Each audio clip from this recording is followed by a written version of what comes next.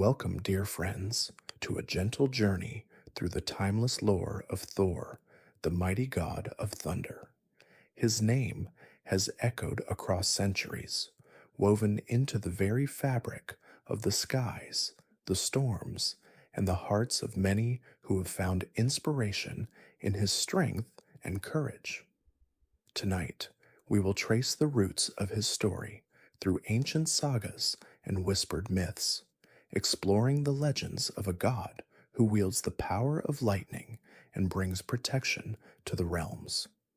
Thor's tale is not just one of thunder and battle, but also of wisdom, love, and a quiet commitment to guarding the delicate balance of the worlds. As we drift through these stories, let the rhythm of his journey guide you into a soft, dreamlike state where the whispers of gods and the murmur of the winds fill the quiet night. Take a slow, deep breath in and out. Allow your body to relax into the comfort of the present moment, feeling the gentle pull of sleep as you rest, your mind floating like a leaf on a calm, endless stream. Feel the weight of the day slowly lift, the warmth of the night embracing you, and the soft hum of Thor's ancient tale beginning to fill the quiet spaces. And if you enjoy drifting through stories like this, you're welcome to softly subscribe and share where you're listening from tonight as we journey through the realms of Thor's mythic world. Now let us begin drifting together through the thunderous and tranquil tales of the mighty Thor. In the beginning, long before the thunderclouds rolled across the skies, Thor was born under a quiet and significant prophecy. He is the son of Odin, the Allfather, and Jord, the personification of the earth itself. His existence was destined to be one of power, as the storm that would shape both gods and men. Thor, with his red hair and fierce eyes, was unlike any god who had come before him, carrying the legacy of both his divine father and his earthy mother. His essence was rooted in the very soil of Midgard, even as he reached toward the stars, wielding lightning and thunder as if they were his birthright. From his earliest days, Thor was seen as the embodiment of strength, but his power was not born from brute force alone. It was the force of nature itself that pulsed through him. He was the protector, not just of gods, but of men. The very winds that swept through the mountains and the storms that broke over the seas seemed to answer to his call. To the people who lived beneath the heavy weight of the sky, Thor was a god who represented both their salvation and their daily existence. He was, after all, a deity who shared in the natural world, a reminder that even in the heavens, there is no true separation from the land beneath one's feet. Thor's relationship with his parents shaped much of who he would become. Odin, ever the seeker of wisdom and strength, had a different view of the world than Thor. The Allfather believed in sacrifice, knowledge, and the pursuit of victory through cleverness. Thor, however, had a heart forged in simplicity. Where Odin sought knowledge above all, Thor sought strength and an honor. Where his father delved into deep, mystical realms, Thor found himself in the storm, at the edge of lightning, at the heart of battle. His heart was open, his will fierce, and his mind resolute. Jord, his mother, gave him a love for the earth that no other god could ever match. He revered the soil beneath his feet and the storms that rose from the very ground he walked upon. The earth, in its deepest essence, called to him, and as his hammer, Mjolnir, was forged, so too was his connection to the realm of men. For Thor, the thunder and the storms were not just weapons of the gods, they were his voice, his words of protection for the people of Midgard. From the moment Thor was born, his power was inevitable. Yet this was not a life of easy victories or peace. The first challenge Thor would face was not one of might, but one of destiny, one of understanding. As a young god, he was sent into the world of giants, Jotunheim, where his heart would be tested in ways even his strength could not conquer. For all his might, there was a wisdom that Thor had to gain, something beyond the clash of hammers and the roar of storms. His journey was one of growth, both as a god and as a being who could serve the greater good. Yet despite the wisdom he gained, Thor's strength was always present, a reminder of his true nature. Thor's power wasn't just about the lightning that surged through his body or the hammer that would strike down any foe. It was about the conviction that no matter how high the storm would rise, he would always protect those who needed him. The world of gods and men were intricately connected in his mind, and no force, whether earthly or divine, would stand in his way. As he stood at the boundary between the realms, his purpose was clear: to defend, to protect, and to uphold the balance between order and chaos. One of the most crucial elements of Thor's origin is his connection to the sky and to the natural forces around him. As he grew, his body became a vessel for the very forces of nature. When thunder rumbled through the air, it was as if Thor himself was calling to the heavens, a deep, resonant echo that carried across realms.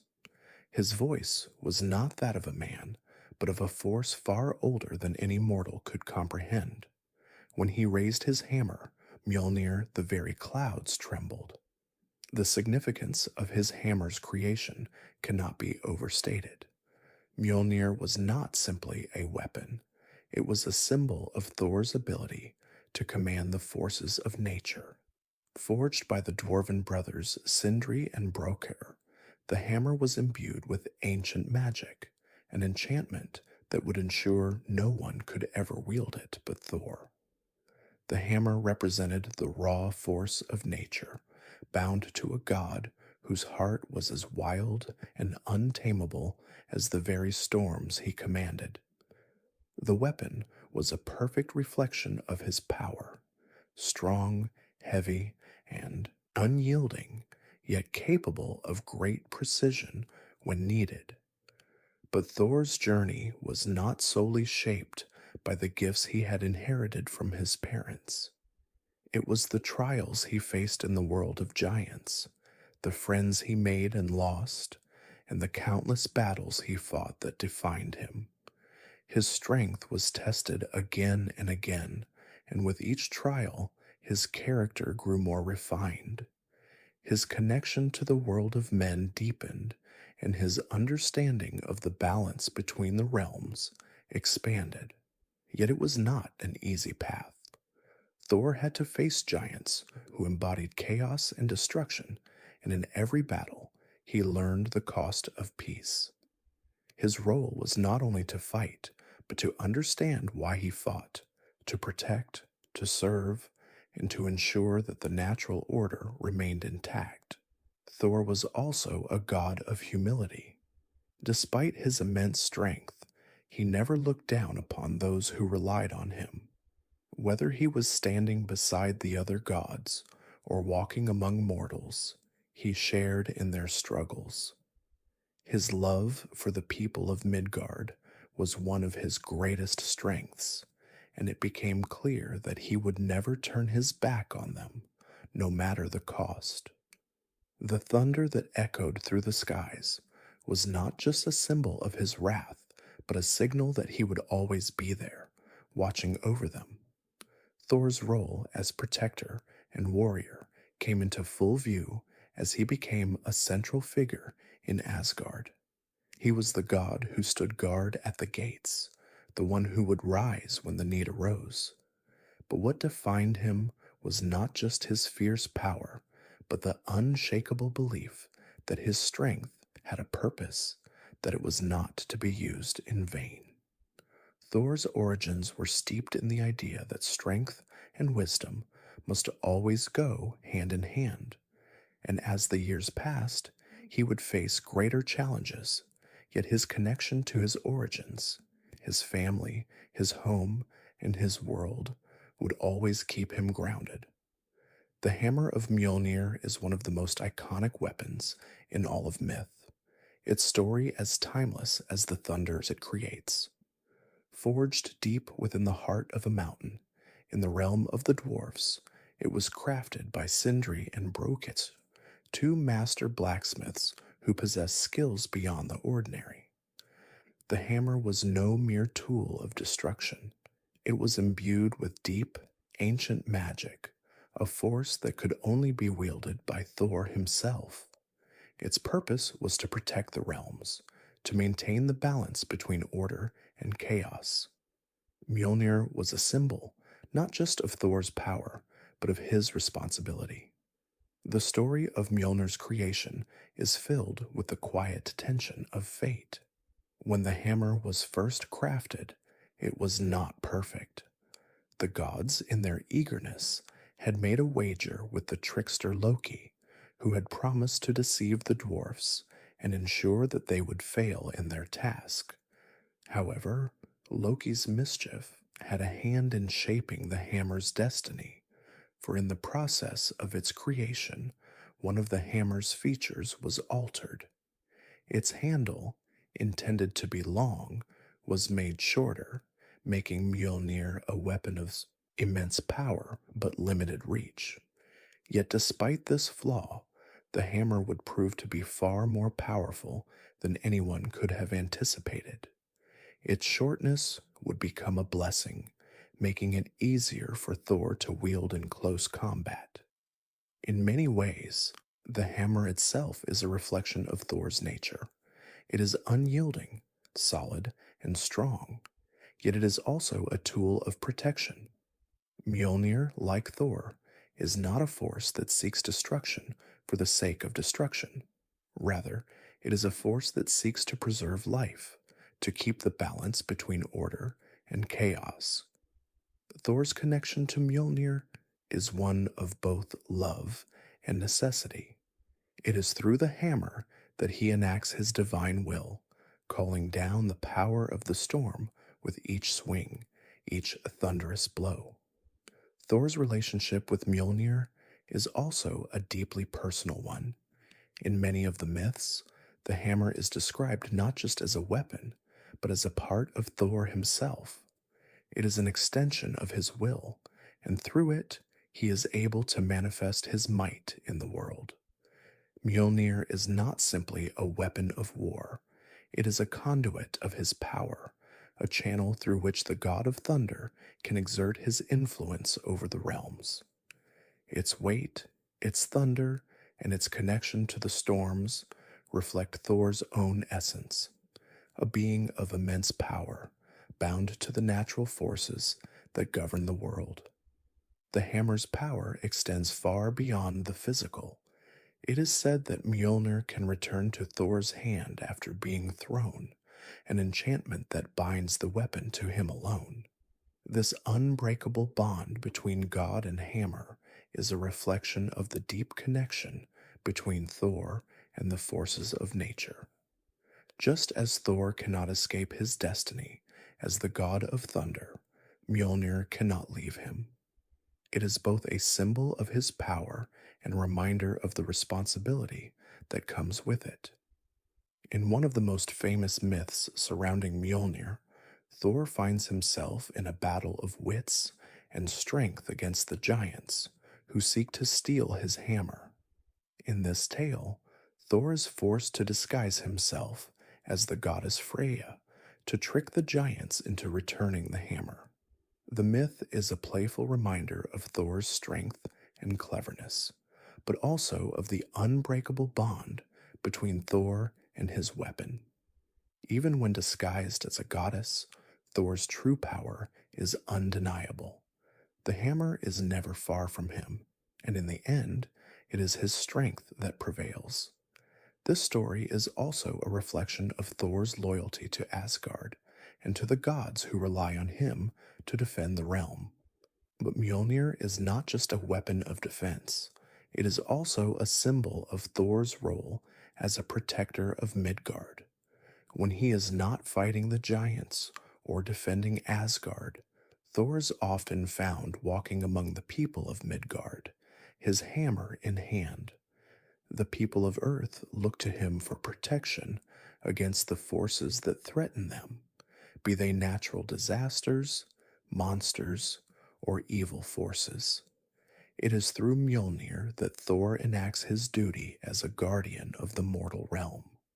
His connection to Midgard is not just one of power, but one of care.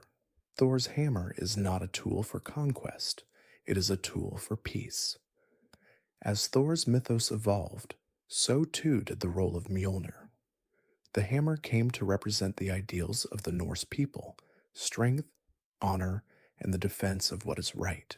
It became a symbol not just for the gods, but for the warriors and leaders who fought for the protection of their people. In a world filled with chaos and danger, Mjolnir stood as a constant, a reminder that no matter how fierce the storm, there would always be a force to fight for balance and peace.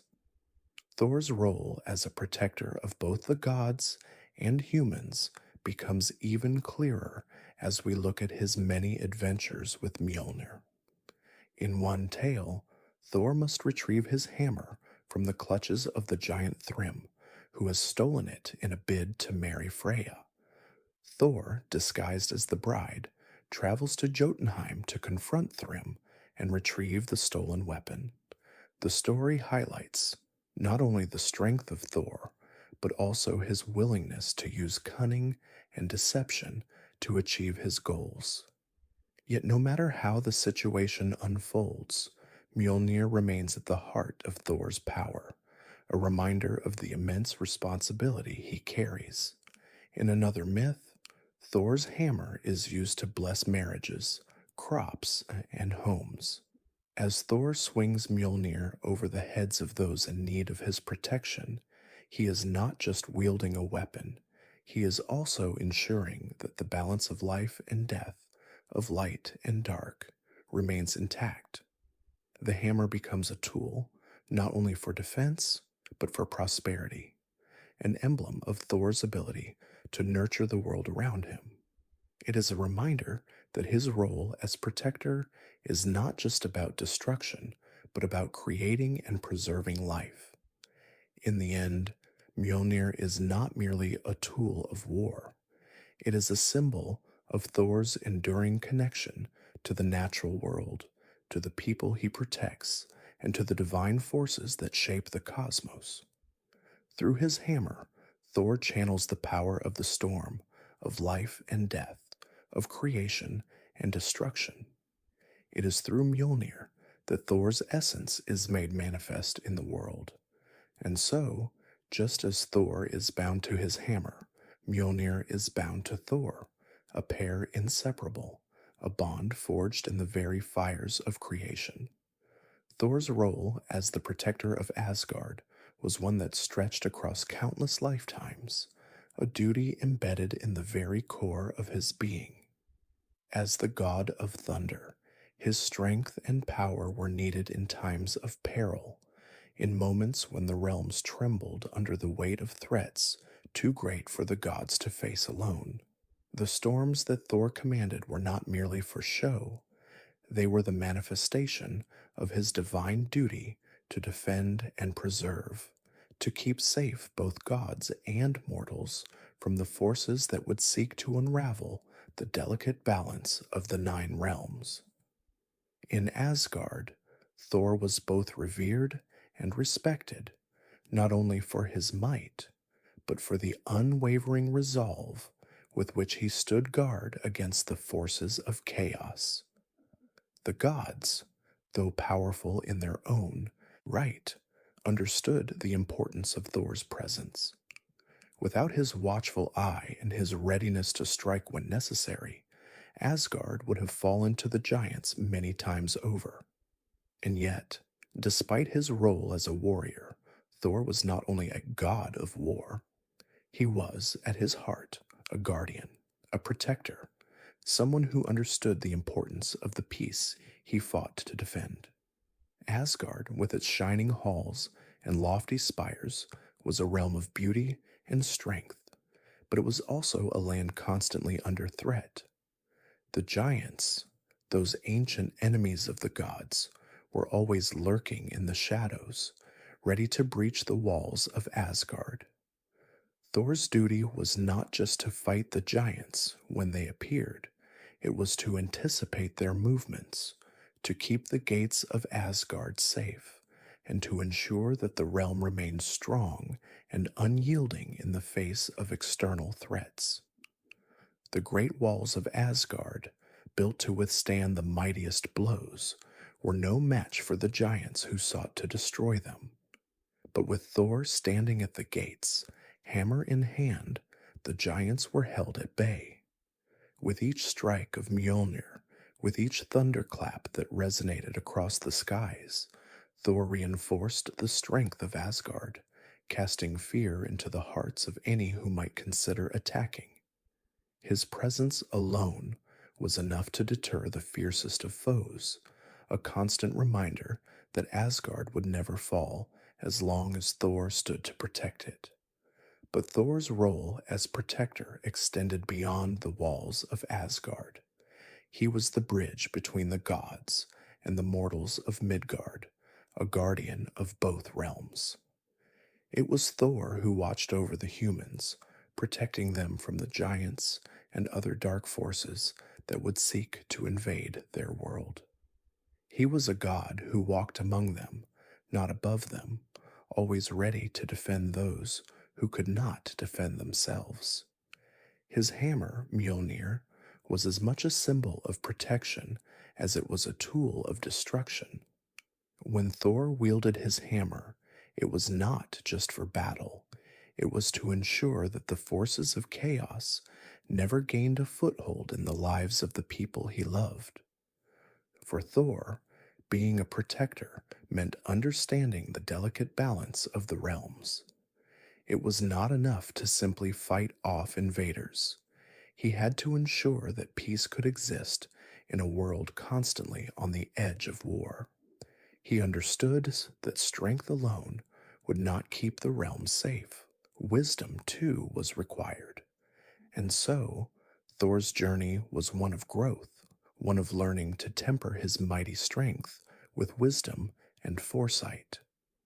Though he was known for his impulsiveness, for charging headfirst into battle without second thought, there was a deeper layer to Thor's character, a quiet determination to do what was right, even when the path was unclear. In many of the myths, Thor is depicted as not only battling the giants, but also engaging in diplomacy, seeking out ways to negotiate peace when possible. One such story involves his encounter with the Jotnar, the giants, who had come to the gates of Asgard seeking an audience. Despite his natural inclination toward conflict, Thor listened carefully, offering wisdom and strength where it was needed. He was not a god who sought violence for its own sake, but one who understood that sometimes peace could only be achieved through the willingness to face danger head on. But Thor's protective nature extended beyond the giants. He was a god who sought to maintain balance in all things, and so he found himself standing between the forces of nature and the gods themselves. The storms that Thor called upon were not just destructive, they were also purifying, cleansing the world of the corruption that could build up within it. Like a storm that clears the air, Thor's thunderous presence swept through the 9 realms, ensuring that they remained in harmony. One of Thor's greatest tests as protector came during his journey to Jotunheim, the land of the giants. The giants, always at odds with the gods, were a constant threat to Asgard's peace, and it was Thor's duty to face them whenever they dared to cross the line. But in Jotunheim, Thor was tested in ways that went beyond physical battle. Here, he had to confront his own understanding of what it meant to be a protector. In the land of giants, Thor encountered not just monsters, but reflections of his own strength and weakness. He faced challenges that required more than mere brawn. They required insight, patience, and a deeper understanding of the world around him. Through these trials, Thor grew in ways that were not always visible to the gods. He learned that to truly protect the realms, he must not only be a warrior, but also a listener, a wise presence who understood when to strike and when to yield. His adventures in Jotunheim taught him that strength could be a force of great beauty, but it also came with a heavy cost. Protecting those you love meant bearing the weight of responsibility, and Thor learned to carry that weight with the honor. In his role as protector, Thor also became a symbol of hope for the people of Midgard. When the storms rolled in, when the thunder rumbled through the heavens, it was not just a sign of destruction, it was a sign that Thor was near, that he was watching over them. In times of darkness, when danger seemed to loom at every corner, the people of Midgard looked to Thor as their shield, their defender, and their friend. He was their rock, their constant companion in a world that was often unpredictable and unforgiving. Thor's legacy as a protector of Asgard and Midgard would endure for generations.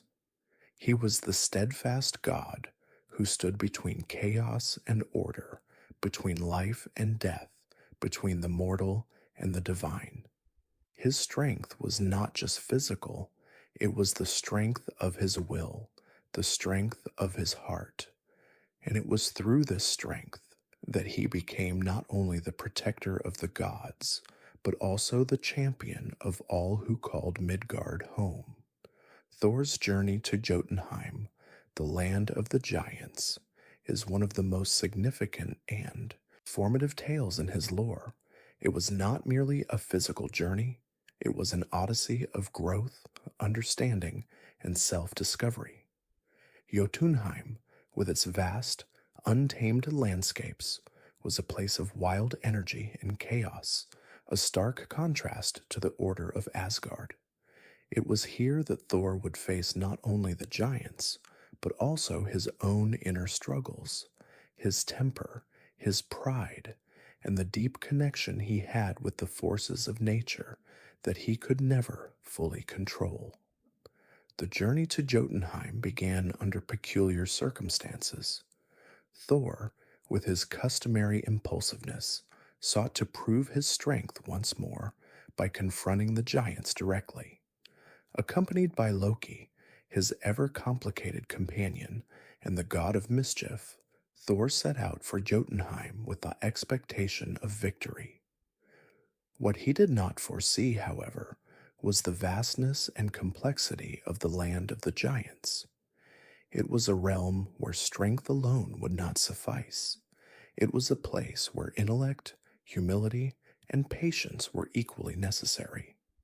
As Thor and Loki made their way through the harsh, jagged mountains and the cold, unforgiving forests, they encountered beings who were not easily defeated. The giants, powerful and ancient, knew how to challenge the gods in ways that would stretch them beyond their limits. And it was here, amid the towering peaks and icy winds, that Thor began to understand the importance of strategy, wisdom, and calm in the face of overwhelming adversity. Thor's initial approach to battle, charging in without a second thought, was quickly tested. He learned that the world of the giants was not a place to rush headlong into conflict. It was a place that demanded respect, caution, and most importantly, self-awareness.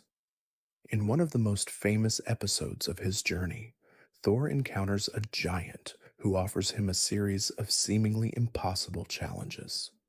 Thor, eager to prove his might, accepts each challenge, believing that strength alone will win the day. But each time, he is humbled. First, he attempts to lift a massive, seemingly indestructible kettle, an effort that leaves him struggling, unable to move the enormous weight. Then, he faces a challenge of strength with a serpent that coils its massive body around him, testing not only his physical strength, but his ability to outsmart the creature. But even here, Thor's might fails him. The challenges continue, each one pushing him further toward the realization that strength alone would not ensure his victory. In this foreign, untamed world of giants, Thor is tested in ways he never expected, and it is through these tests that he learns a lesson that will stay with him for the rest of his life. True strength is not just about power, but about the ability to adapt, to learn, and to understand the deeper forces at play in the world. Through these trials, Thor learns the importance of humility. His pride, once a defining characteristic, is softened by the realization that even a god must grow, must change. This journey is not about defeating the giants through sheer force. It is about understanding their ways, their strengths, and the intricate balance between chaos and order that defines the world. Thor's victories are not won through the pounding of Mjolnir, but through his willingness to see beyond his own power and to approach his challenges with a deeper sense of understanding. Despite his humbling experiences, Thor does not return from Jotunheim defeated. Instead, he returns with newfound wisdom, a quiet resolve, and a deeper understanding of the delicate dance between the realms. He has learned that there are no simple answers to the conflicts that rage between the gods and the giants. There is no one path to victory, no one way to keep the balance intact. Thor's journey to Jotunheim becomes a turning point in his mythos, a moment where the god of thunder steps beyond the simple role of warrior and becomes something more, a protector who understands the complexities of the world, who knows that strength must be tempered with wisdom, and that sometimes the greatest victories come not from battle, but from insight. Thor's time in Jotunheim also reveals the depths of his bond with Loki. Though their relationship is often one of tension, with Loki's trickery contrasting sharply with Thor's straightforward nature, this journey deepens their connection. Loki's cunning often gets them out of situations that Thor's brute strength could not, and together they form a team that balances each other. Thor learns that while his power is formidable, there are times when it is Loki's quick wit and deceptive nature that are needed to solve a problem. It is through this partnership that Thor realizes the importance of collaboration, of learning to rely on others, and to recognize that even gods need each other to succeed. When Thor and Loki finally return from Jotunheim, they bring with them not just the spoils of their journey, but the wisdom they have gained. Thor, in particular, is forever changed by his experiences. He has learned that the giants, though fierce and destructive, are part of the cosmic balance. They represent the forces of chaos and disorder, but they also play a necessary role in the world. Without the giants, there would be no need for the gods, no need for Thor's strength and resolve. The giants, in their wild and untamable ways, are part of the ever-turning wheel of the cosmos, and Thor has come to understand that they are not his enemies to be destroyed, but a force to be respected, even if only from a distance. And so, Thor's journey to Jotunheim becomes not just a tale of battles fought and enemies conquered, but a deeper story of growth and transformation. It is a reminder that even the strongest must learn humility, that even the gods must evolve, and that sometimes the most important lessons come not from triumph, but from failure. It is through these moments of struggle, of facing the unknown, that Thor becomes not just a protector of Asgard and Midgard, but a god who understands the true nature of strength. Strength is not just about how hard you can strike or how fast you can move. It is about how well you can adapt, how deeply you can understand the world around you, and how willing you are to learn from the challenges that come your way.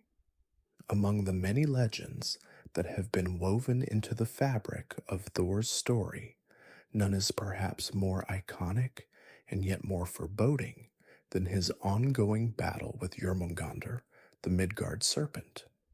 It is a tale bound by prophecy, by fate, and by a destiny that stretches far beyond the mortal understanding of time. Jormungandr, a creature of immense size, whose body circles the very world, is a symbol of chaos, an entity of the deep, untamable forces that reside in the hidden corners of the cosmos. It is through his struggles with the serpent that Thor's true nature as both a warrior and protector is tested in ways that go beyond the immediate clash of titans. The serpent, born of Loki's bloodline, is no ordinary creature. Its sheer size is enough to evoke terror, as it is said that its body is so vast that it encircles the world of Midgard, coiling around it like a great, unseen force. Jormungandr is the embodiment of disorder, of nature's power in its most destructive and chaotic form. And yet, it is also a part of the cosmic balance, a force that exists in opposition to the gods, a counterweight to the order that they work so tirelessly to uphold. Thor's first encounter with Jormungandr comes early in his journey. He is out on one of his many adventures, traversing the lands when he is led into a deep, mysterious place, a realm where the air seems to hum with the tension of unseen forces. There, in the stillness, he first glimpses the great serpent, its enormous form coiled around the very foundations of the world. The sight is one of both awe and terror, as Thor stands before a creature that is the physical manifestation of everything he, as a god of order, seeks to defeat. The very presence of the serpent threatens the delicate balance between the realms, and Thor knows instinctively that this is not a battle of mere physicality. It is a battle for the survival of everything that is. But the serpent is no easy foe. Its movements are like shadows, swift and elusive, as it slips through the cracks between the worlds. Each time Thor strikes, the serpent seems to slither out of reach, retreating into the depths where no god can follow. Thor is faced with an enemy that cannot be beaten by mere force. This is a battle of patience, strategy, and understanding. It is not enough to wield Mjolnir with strength. Thor must learn to anticipate the serpent's movements, to see it not just as a foe to be destroyed, but as a force to be understood.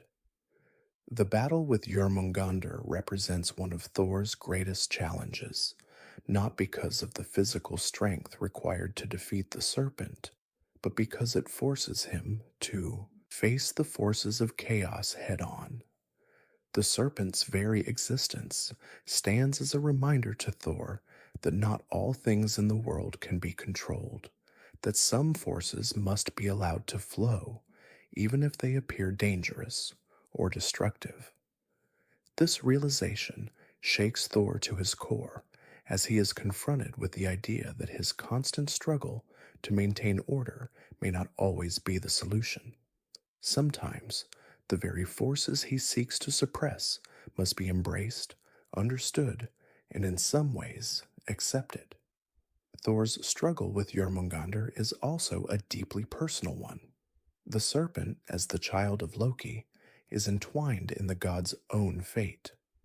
Loki's trickery and chaos are reflected in Jormungandr, and Thor finds himself locked in a battle that transcends mere physical confrontation.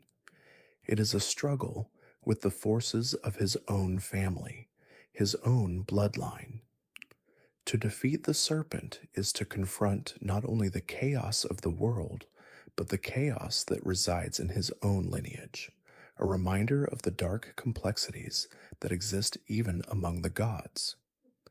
The Midgard serpent is more than just an adversary. It is a symbol of the inevitable destruction that comes with time. For every action, there is a reaction. For every force of order, there is an equal force of chaos. Jormungandr represents the end of things, the final reckoning that must come to all beings, even the gods. This realization becomes clear as the battle between Thor and the serpent unfolds, and Thor comes to understand that the serpent's role is not simply to be defeated, but to bring about the necessary end of one cycle and the beginning of another. In the prophecy of Ragnarok, it is foretold that Thor and Jormungandr will meet again in a final cataclysmic battle, a clash that will shake the very foundations of the cosmos.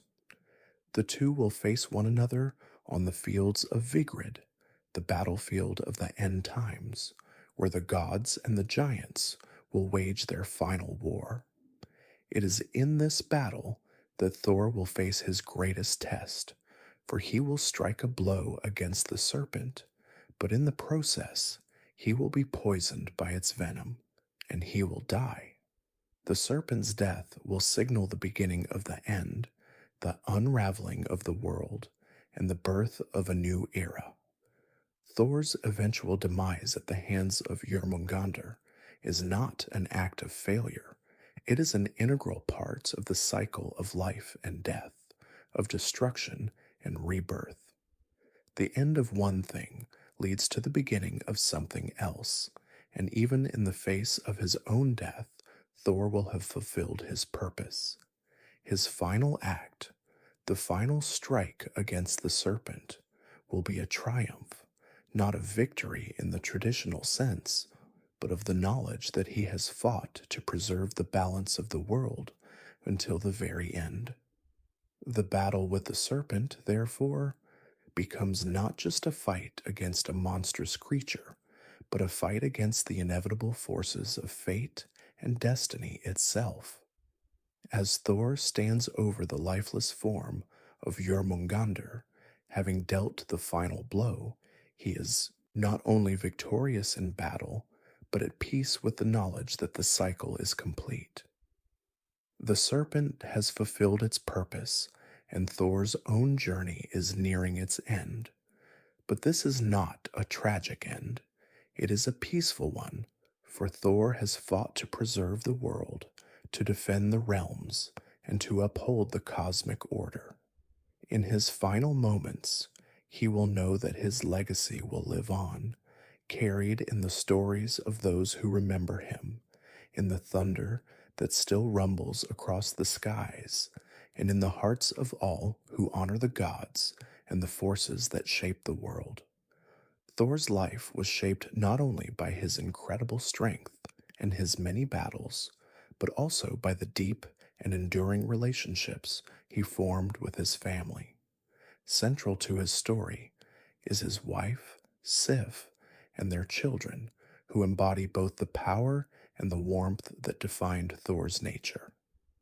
These familial bonds, while less often discussed in the grand myths of Thor's adventures, provide a grounding force in his life, something that gave him both purpose and perspective as he traveled between the realms, ever watchful for threats and dangers.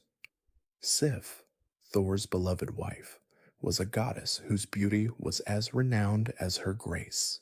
She was the goddess of the harvest, of fertility, and of the earth's abundance. Her golden hair was said to represent the ripening fields and the bountiful crops that fed the people of Midgard. Her connection to the earth was profound, and she shared a deep bond with Thor, a god whose strength was often seen as the very force of nature itself. While Thor's strength was often associated with the sky and the storm, Sif's connection was to the land and its cycles of growth and rebirth. Together, they embodied the harmony of nature. Thor, the storm and the thunder, and Sif, the nurturing earth that responded to the storm's passing with renewed life. Their union was one of balance. Thor, though a warrior at heart, found in Sif a steady, grounding influence. Her wisdom and grace brought a sense of peace to his often tempestuous nature.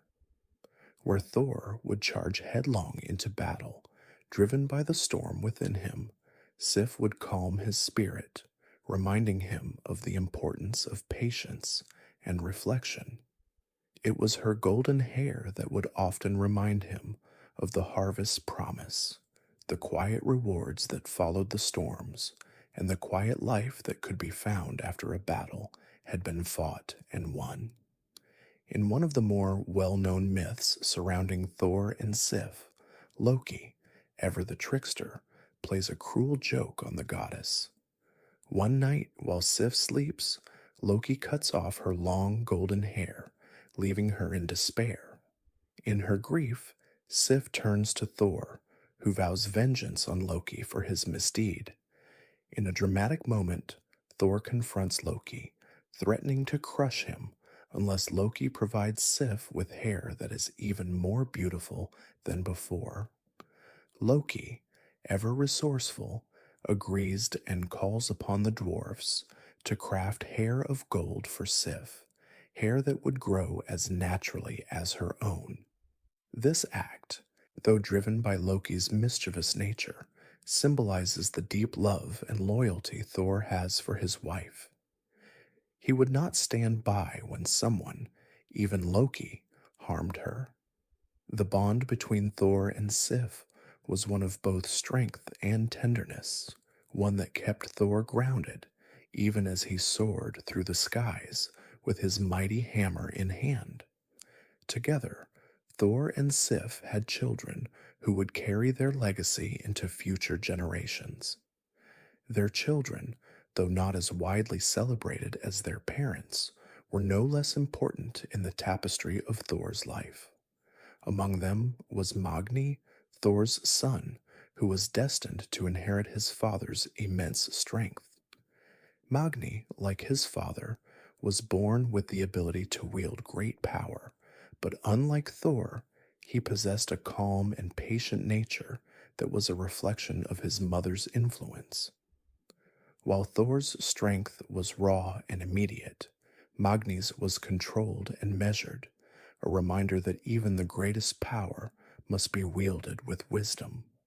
Magni's strength would prove invaluable in the coming days, for it was prophesied that he would survive Ragnarok, the end of the world.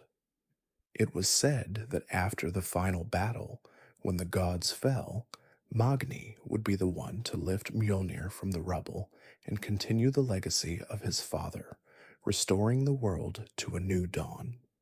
Magni's destiny was not one of immediate glory, but of quiet resilience, a strength that would endure through the ages. The story of Magni serves as a reminder that the true legacy of a hero is not always in their own lifetime, but in the generations that follow, the children who carry forward the values and virtues of their parents. Thor's other son, Modi, was similarly destined for greatness. Though not as prominent in the myths as Magni, Modi was nonetheless an essential part of Thor's legacy. While Magni inherited his father's strength, Modi was said to inherit Thor's courage and determination. Together, The two sons represented the dual aspects of their father, strength and courage, qualities that would serve them well in the battles to come. Like Magni, Modi was also fated to survive the cataclysmic events of Ragnarok, standing beside his brother to witness the rebirth of the world. Through their children, Thor's legacy would continue, not only in the strength of their bodies, but in the heart and spirit of the god who had shaped them. The relationship between Thor and his children was one of both love and guidance. Thor, though often absent due to his many travels and battles, never failed to instill in his children the importance of honor, strength, and duty. He would often return to Asgard, where he would find his children waiting for him, eager to learn from their father and to share in the quiet moments of family life. While Thor's heart was filled with the storm of battle, it was also filled with the quiet love he had for his family. He knew that his strength alone would not sustain the world. His legacy would live on through the actions of those he loved, especially his children. Thor's family, his wife Sif, and their children Magni and Modi, represented the stability and love that balanced out his tempestuous nature. While he was often seen as a fierce god of war, it was in these moments of familial connection that Thor's true heart was revealed. He fought for the protection of his loved ones, not just for the thrill of battle, but to ensure that the world would continue, that the earth would remain fertile, and that the strength of the gods would carry forward into the next generation. In the faces of his children, Thor saw the future, and in their growth, he saw his own legacy being fulfilled. The stories of Thor's family remind us that even the mightiest gods are not immune to the forces of love, responsibility, and the passage of time. His bond with Sif and their children was a reminder that family, in all its forms, is a source of strength, guidance, and hope. And in the end, it was not just Thor's thunder that would echo across the realms, but the love and wisdom he passed on to those who would carry his legacy into the future. Thor, despite being one of the mightiest gods of Asgard, was no stranger to the challenges and trials that tested his strength, courage, and wit. His feats, legendary in their own right, have passed down through the ages as stories that highlight not only his formidable power, but his resilience, determination, and the lessons he learned along the way. Among the many tales of Thor's adventures, one of the most celebrated is the series of 3 impossible tasks that he faced, trials that would test him in ways beyond the sheer physical strength he was known for. These trials would shape his character and prove that Thor's power went beyond just the ability to strike with thunder and lightning. The first of these impossible tasks came about when Thor was invited to the court of the giant king, Utgard Loki. This king, known for his cunning and tricks, was well aware of Thor's strength and had heard of his exploits in Asgard. Eager to test the god's abilities, Utgard Loki presented him with a series of challenges that seemed on the surface to be nothing more than trivial amusements. But as Thor soon learned, these tasks were no mere games. They were designed to humble him and push him to his limits. The first task was a simple one. Thor was asked to lift a seemingly inconsequential object, a large drinking horn. However, upon attempting to lift the horn, Thor found himself unable to even budge it. The horn, which appeared to be an easy task for someone of his might, was instead incredibly heavy and seemed to stretch endlessly before him. As Thor struggled, he grew increasingly frustrated. Surely, with his strength, he should be able to lift a mere horn. But the more he tried, the more it seemed as though the horn was beyond his grasp. Finally, after great effort, Thor was forced to admit defeat, his pride wounded by the task's impossible nature. But as it often happens in the realm of gods and giants, appearances were deceiving. The task was not about lifting a mere drinking horn at all, it was a trick. The horn, in reality, was connected to the vast oceans that surrounded the world, and what seemed like a small, inconsequential challenge was in fact a test of Thor's true power. Utgard Loki, ever the trickster, had set the task with the knowledge that even Thor could not move the oceans themselves. The challenge was designed to show that even the mighty god was not infallible, that there were forces in the world beyond even his control. Despite his frustration, Thor learned that his strength, while immense, had its limits, and that not all battles could be won through sheer force. The second task Thor faced was no less challenging. He was tasked with attempting to catch and lift a giant enchanted cat that was said to be so heavy that no god or mortal had ever been able to move it. Thor, always eager to prove his might, took up the challenge without hesitation. He grasped the cat's enormous body and attempted to lift it, straining with all his strength. And yet, no matter how hard he tried, the cat remained as heavy as a mountain, unmoving in Thor's grasp. This task, too, seemed impossible, and once again, Thor was forced to acknowledge his limitations. But even in this moment of failure, Thor's determination did not waver. He did not give up, even when he could not lift the cat completely off the ground.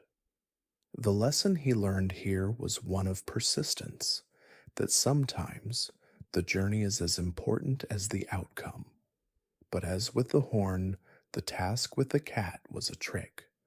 Utgard Loki had presented Thor with a feline that was no ordinary creature, but the giant serpent Jormungandr in disguise. The cat was, in reality, a physical manifestation of the serpent, which encircled the world and was beyond even Thor's strength to move. This test was not meant to measure Thor's might, but rather his ability to understand the true nature of his enemies and to see that not all battles are fought in the same way. Thor's struggle with the cat revealed the nature of his foes, vast, ancient, and far beyond the realm of simple physical confrontation. The third and final task was perhaps the most difficult of all. Thor was asked to wrestle with an old woman, an apparently simple and straightforward task. But this old woman, named Ellie, was no mere mortal. She was the personification of old age itself, a force that none could conquer. As Thor wrestled with her, he found himself slowly being overwhelmed, his strength failing against her inexorable power. No matter how hard he tried, he could not defeat her. It was a humbling experience for the mighty god, who had never before faced such a challenge. Thor fought valiantly, but he could not win. The more he struggled, the more he found himself sinking into the inevitable grasp of age. And yet, in this moment of apparent failure, Thor learned perhaps his most important lesson of all, that there is no force stronger than time. Time, like old age, could not be defeated by mere power. It was a force that must be respected, a force that would outlast even the mightiest of gods. Thor, in this battle, realized that even he could not overcome the passage of time, nor could he resist the inevitable. The lesson of Ellie, the embodiment of old age, was one of acceptance, that all things, no matter how great, must eventually give way to time's steady march.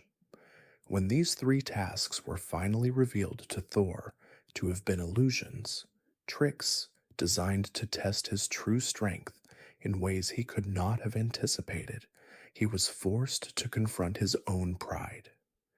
Each of the tasks had been a test of more than just his physical power. It was a test of his character, of his humility, and his ability to accept that not all battles are won by force alone. These impossible tasks were not about defeating an enemy or conquering a challenge, but about learning to face the things in life that could not be overcome through strength alone. Thor's experience in these trials taught him that true strength comes not from the power to defeat, but from the wisdom to understand when to fight and when to yield. In the end, Thor's greatest triumph was not in lifting the horn, defeating the cat, or besting the old woman. His triumph came in the lessons he took from each trial, lessons that would shape him into not just a warrior, but a god who understood the deeper forces at play in the world. These impossible tasks, seemingly designed to humble him, instead made him wiser, more compassionate, and more aware of the limits of his power. Among the many threats that loomed over Asgard and the Nine Realms, none were more terrifying or dangerous than Fenrir, the mighty wolf born of the trickster god Loki. Fenrir's birth was the result of Loki's mischief, a creation that would set in motion events far beyond anyone's control. As the wolf grew, so too did his strength, and soon it became clear that Fenrir was destined for great destruction. His power was immense, and the gods knew that they would not be able to control him for long. As Fenrir's size grew, so too did the fear of what he might do if left unchecked. Fenrir's destiny was intertwined with the prophecy of Ragnarok, the end of the world. It was foretold that during the final battle between the gods and the giants, Fenrir would break free from his chains and fight alongside the forces of chaos. His monstrous size and strength would be a force to be reckoned with, and he was destined to kill Odin, the All-Father, bringing about the fall of the gods. The gods knew that they could not allow this prophecy to come true, and so they devised a plan to bind Fenrir before he could fulfill his fate. The binding of Fenrir became one of the most critical moments in Thor's life, not because of the physical struggle it entailed, but because it was a reminder of the sacrifices that sometimes had to be made to protect the realms.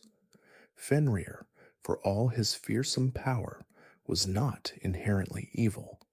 He was a creature born of Loki's mischief, but he had not yet fully embraced his role in the destruction of the gods. There was a deep sadness in the necessity of his binding, a sadness that weighed heavily on the hearts of the gods who knew that they were forcing an inevitable fate upon him. To bind Fenrir, the gods called upon the dwarfs, master blacksmiths, who were known for their skill in creating powerful, magical objects.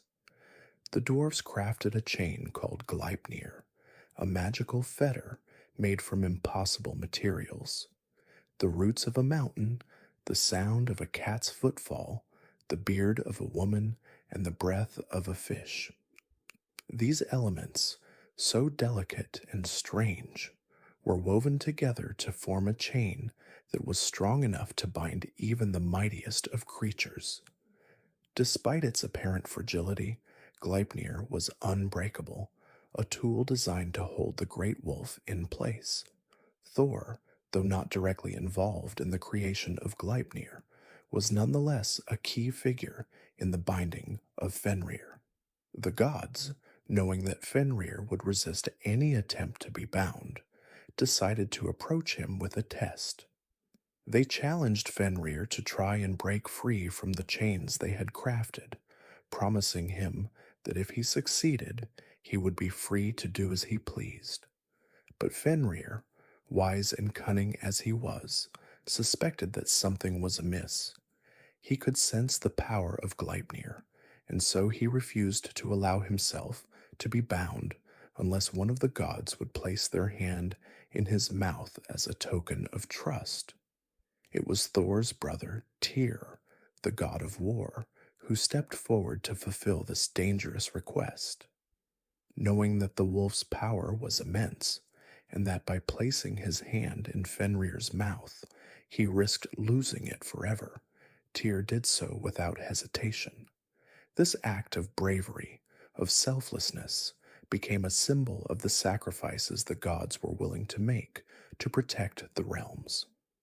With his hand in Fenrir's mouth, Tyr allowed the gods to bind the wolf with Gleipnir. As Fenrir struggled, the chain tightened, and despite his immense strength, he was unable to break free. The gods had succeeded in their task, but not without a heavy price. Fenrir, enraged by the betrayal, bit off Tyr's hand as the gods made their final adjustments to the binding. The sacrifice was great, and Tyr's loss was felt deeply by the gods. But it was a necessary act, one that ensured that Fenrir would be held captive until the time of Ragnarok, when he would break free and fulfill his destiny. For Thor, the binding of Fenrir marked a significant moment in his understanding of power, responsibility, and sacrifice. He had witnessed the immense strength of the wolf and knew that, though the binding was necessary, it was not a victory to be celebrated. The gods had successfully prevented the prophecy from coming true, but they had also set in motion a chain of events that would lead to the ultimate battle between the forces of order and chaos. Thor's heart, though hardened by the storms of battle, felt the weight of the decisions made that day. The binding of Fenrir was a reminder that even for the gods, the path to victory was often fraught with difficult choices and sacrifices. Yet in Thor's heart, there was a deeper understanding of the world. He knew that Fenrir, for all his rage and strength, was a part of the cycle of life and death, of order and chaos. The wolf was a force of destruction, yes, but he was also a necessary part of the cosmic balance. Without Fenrir, the gods' victories would be hollow, and the forces of chaos would remain unchecked. The gods had bound Fenrir to keep the world safe, but they had not destroyed him. They had, in their own way, acknowledged the necessity of his role in the grand tapestry of existence. The binding of Fenrir is not merely a story of battle and restraint. It is a story of the delicate balance that must be maintained between the forces of order and chaos. It is a reminder that sometimes even the most fearsome enemies must be held at bay for the greater good, and that sacrifices must be made to ensure that the world continues. The gods' actions in binding Fenrir were not done out of malice, but out of a deep understanding of the nature of the universe and the role each being must play within it. As Fenrir remained bound, the gods continued their work, knowing that their victory was not final. The prophecy of Ragnarok still loomed on the horizon, and Fenrir, though contained, would one day break free. But in that moment, the gods knew that they had done all they could to delay the inevitable. The battle between order and chaos would continue, but the gods' duty was clear: to fight, to protect, and to preserve the balance of the realms, even when faced with the greatest of challenges. Thor's relationship with Loki is one of the most complex and enduring in all of Norse mythology. On the surface, their bond appears to be one of friendship and camaraderie, built on years of shared adventures, battles, and triumphs. Yet beneath the surface, their relationship is fraught with tension, rivalry, and a deep sense of unease. Loki, the trickster god, is both a friend and a foe to Thor, a god who embodies chaos and mischief, but also one who, in many ways, complements Thor's more straightforward nature.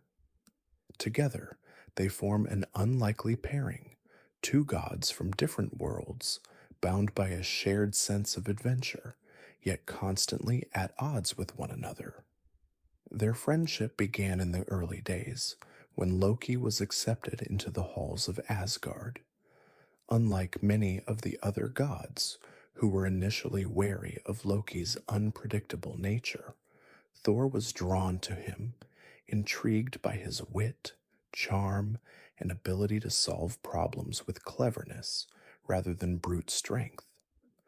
Loki, ever the deceiver, saw in Thor a god whose power could be used to further his own schemes. And so, their partnership was born, not from mutual respect, but from the shared excitement of the adventure, the thrill of the hunt, and the unspoken understanding that they were two beings who, despite their differences, were often on the same side. In many of their earliest stories, Thor and Loki are portrayed as a team, one that can take on any challenge that comes their way. Together, they venture to Jotunheim to confront the giants, outsmarting them with Loki's cunning and Thor's raw power. In other tales, they find themselves on quests where Loki's quick thinking and shape shifting abilities prove invaluable, helping them navigate through situations that might have otherwise been impossible for Thor's strength to overcome. But while Thor often uses his power to tackle problems head on, Loki employs his trickery to find more subtle solutions. Their combined strengths make them an unstoppable force, though their partnership is often strained by Loki's manipulations and his willingness to bend the rules for his own benefit. One of the most iconic tales of Thor and Loki's friendship is the story of the stolen hammer Mjolnir. In this story, Loki's trickery is once again at the heart of the plot. The hammer, Thor's greatest weapon, is stolen by the giant Thrym, who demands the goddess Freya as his bride in exchange for its return. In a moment of desperation, Thor is forced to disguise himself as Freya and travel to Jotunheim to retrieve the hammer. The tale is one of humor and absurdity, with Loki's sharp wit and Thor's formidable strength once again coming together to save the day. Though the mission seems impossible, with Thor dressed as a bride and Loki as his attendant, the two gods manage to outwit the giants and reclaim the hammer. The story, though light-hearted in tone, is a testament to the power of their friendship and how, despite their differences, they always find a way to work together. But Loki's relationship with Thor is far from perfect. As the stories progress, it becomes clear that Loki's nature is not one that can be easily trusted. His mischievous ways often lead to chaos and harm, and his trickery has a tendency to backfire, causing problems for both the gods and the mortals they protect. While Thor remains steadfast in his mission to protect Asgard and Midgard, Loki often causes trouble by playing pranks, sowing discord among the gods, and creating obstacles for Thor to overcome. Their friendship is tested time and again, with Loki's actions often placing Thor in difficult situations. One of the most significant moments in their relationship comes during the events leading up to Ragnarok, the end of the world. Loki's betrayal of the gods is perhaps the most tragic and defining moment in their friendship. Loki, once a trusted companion of Thor and the other gods, ultimately turns against them. He joins forces with the giants and brings about the destruction of Asgard. His betrayal, particularly his involvement in the death of Odin's beloved son, Balder, is the breaking point for Thor and the other gods. Thor, ever the protector, cannot forgive Loki for his role in the events that lead to the downfall of the gods. Despite their long history together, Loki's actions prove to be too great a betrayal, and Thor, along with the other gods, is forced to confront his once trusted companion as an enemy. The rupture in Thor and Loki's friendship is a poignant reminder of the complexities of their relationship. What began as a bond based on shared adventures and mutual respect devolves into a tale of treachery and loss. Thor, who has always been driven by honor and loyalty, finds himself facing the painful reality that even the gods are not immune to betrayal. Loki's actions, though they may have once seemed harmless or even humorous, ultimately have devastating consequences, forcing Thor to choose between his loyalty to his friend and his duty to the realms he has sworn to protect.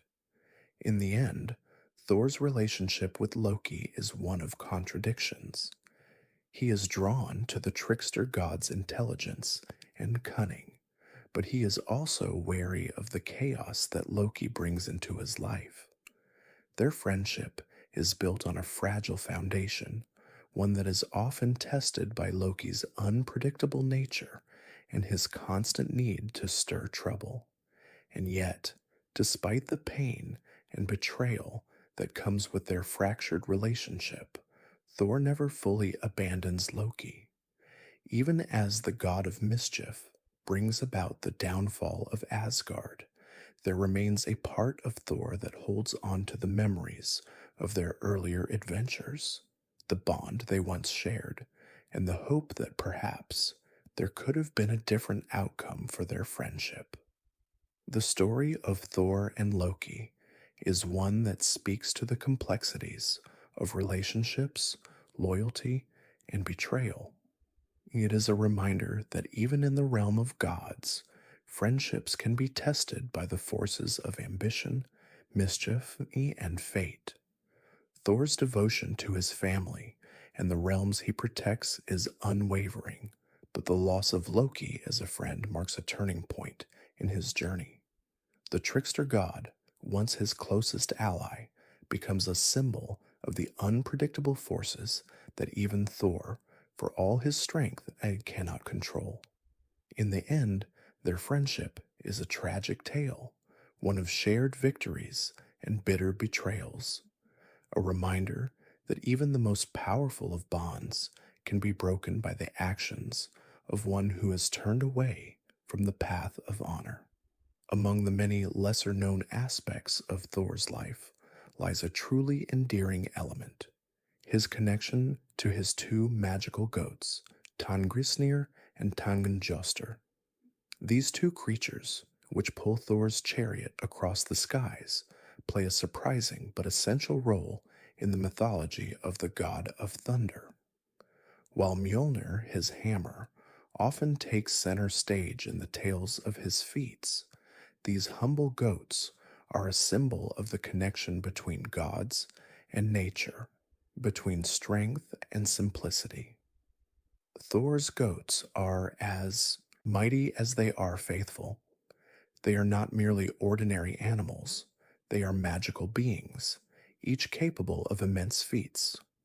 Their names, Tangrisnir, the Teeth Bearer, and Tangenjoster, the Teeth Grinder, speak to their great strength and power.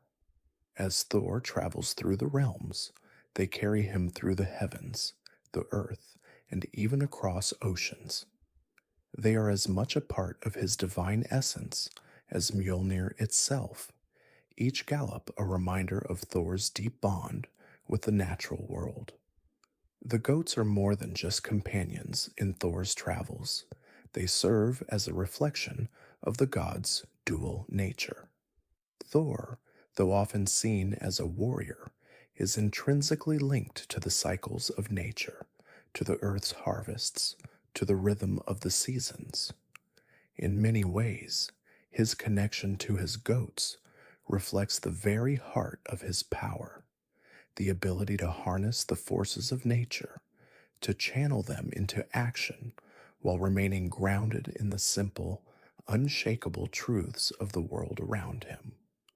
Just as Mjolnir channels the thunder, the goats connect Thor to the earth in a way that few other beings or objects could. One of the most memorable stories involving Thor's goats is the tale in which he is forced to travel to a distant land in search of something or someone and takes his goats with him. This particular journey, marked by both adventure and a touch of humor, is one of the few instances in which the goats themselves play an active role in the outcome of a situation. At one point, Thor and his companions must take shelter for the night in a remote cottage. As a sign of goodwill and hospitality, Thor kills and eats his two goats, knowing that the magical creatures can be revived the next day with a wave of his hand. The next morning, Thor performs the ritual to bring them back to life, and sure enough, the goats are restored to their full, mighty form. However, the tale takes a twist. One of Thor's traveling companions, a mortal man, had been careless with the bones of the goats, and in doing so, broke one of their legs. When the goats are revived, the leg of one is permanently limped, a flaw that remains with the creature ever after. Thor, upon discovering what has occurred, is initially furious, understandably so, given that the goats are magical and their well-being is tied directly to his own power. Yet in a moment of reflection, Thor recognizes that the fault does not lie entirely with his companion.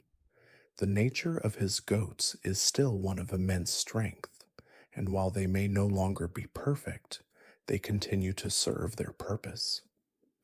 This story, while filled with humor and a sense of lightheartedness, also carries a deeper message about imperfection and the passage of time. It is a reminder that even the mightiest of beings are not invulnerable, and that strength can coexist with frailty. The goats, despite the small flaw, continue to carry Thor without question, reminding us that no matter how much we may fail or fall short, we remain valuable, capable, and worthy of our purpose. The relationship between Thor and his goats also speaks to the themes of sacrifice and renewal. Every time Thor slaughters his goats, it is an act of giving. He offers them as nourishment, as sustenance, knowing that they will return to him the next day. This cyclical relationship, built on trust and understanding, mirrors the natural rhythms of life itself. Just as the seasons cycle through periods of growth, death, and renewal, Thor's goats experience the same pattern, born anew each day, yet carrying with them the wisdom of their past lives. This is the core of Thor's power, his ability to act, to protect, to sacrifice, and to be renewed in every moment. Even in the most mundane of actions, there is a reminder of the divine, a sense that every cycle, every turning of the wheel is sacred. Through his goats, Thor also learns the power of patience. He waits as they are reborn, not with impatience, but with a deep understanding that renewal takes time. It is a reminder that even the most powerful forces in the world must sometimes pause, must rest, and must trust in the natural flow of life. Thor, in his role as protector of the realms, must likewise learn when to strike and when to wait. He must understand the balance between action and stillness, the balance between force and surrender. Beyond the mythological significance of Thor's goats, they serve as a symbolic representation of the quiet strength that is often overshadowed by more dramatic feats of power. In many ways, the goats are just as important to Thor's story as his hammer. They represent the quieter, steadier aspects of his character, the nurturing side of the god of thunder, who, though capable of great destruction, also has the power to renew, to restore, and to return things to their rightful place. The goats, with their strength, grace, and simple nature, remind us that not all power is loud and brash. Some power lies in stillness, in patience, and in the quiet, enduring presence of the natural world. The goats also play an important role in Thor's connection to the people of Midgard. For the mortals who rely on the gods for protection, Thor's goats serve as a reminder that the gods are not distant, untouchable beings, but forces that walk among them. Thor's ability to command the thunder and call down lightning is mirrored by his ability to tend to his goats, to care for them, and to bring them back to life after each sacrifice. The people of Midgard who look to Thor for protection are reminded that the god of thunder is not just a warrior, but a caretaker, a god who provides, sustains, and ensures that the cycles of life continue. In this way, Thor's goats are a symbol of the god's relationship with all of life, strong, unyielding, yet capable of nurturing, restoring, and renewing. Their presence in his mythos reminds us that true strength is not just about destruction, but about preservation, about tending to what is precious and ensuring that it continues to grow. Thor's goats, in their quiet way, are just as mighty as his hammer, for they remind us of the power that lies in the simple act of renewal. The dwarfs of Norse mythology are some of the most skilled and revered beings in the realms, known for their masterful craftsmanship and magical creations. Though small in stature, the dwarfs possess a power and ingenuity that far surpasses their size. Their role in the mythos of Thor and the gods in general is crucial, as they are the creators of many of the gods' most powerful weapons and artifacts, including Thor's hammer, Mjolnir. The bond between Thor and the dwarfs is a reflection of the deep connection between gods and mortals, a partnership built not only on necessity, but on mutual respect and admiration for each other's skills. The story of Thor's relationship with the dwarfs is tied to one of the most famous myths in Norse mythology, the creation of Mjolnir. This tale is a testament to the skill and resourcefulness of the dwarfs, as well as the complex and sometimes turbulent relationship between them and the gods. According to the myth, Loki, ever the trickster, made a wager with the dwarf brothers Sindri and Brokkr, challenging them to create objects of such power and beauty that they would be able to rival the magical artifacts already possessed by the gods. As part of this wager, Loki promised to give his head to the dwarfs if they succeeded in creating items of greater power than those of the gods. In response, Sindri and Brokkr set to work forging 3 legendary items. The first was the golden boar Gulenbursti, which could run faster than any horse and was capable of traveling through the air and over water. The second was the invulnerable spear, Gungnir, which was wielded by Odin himself.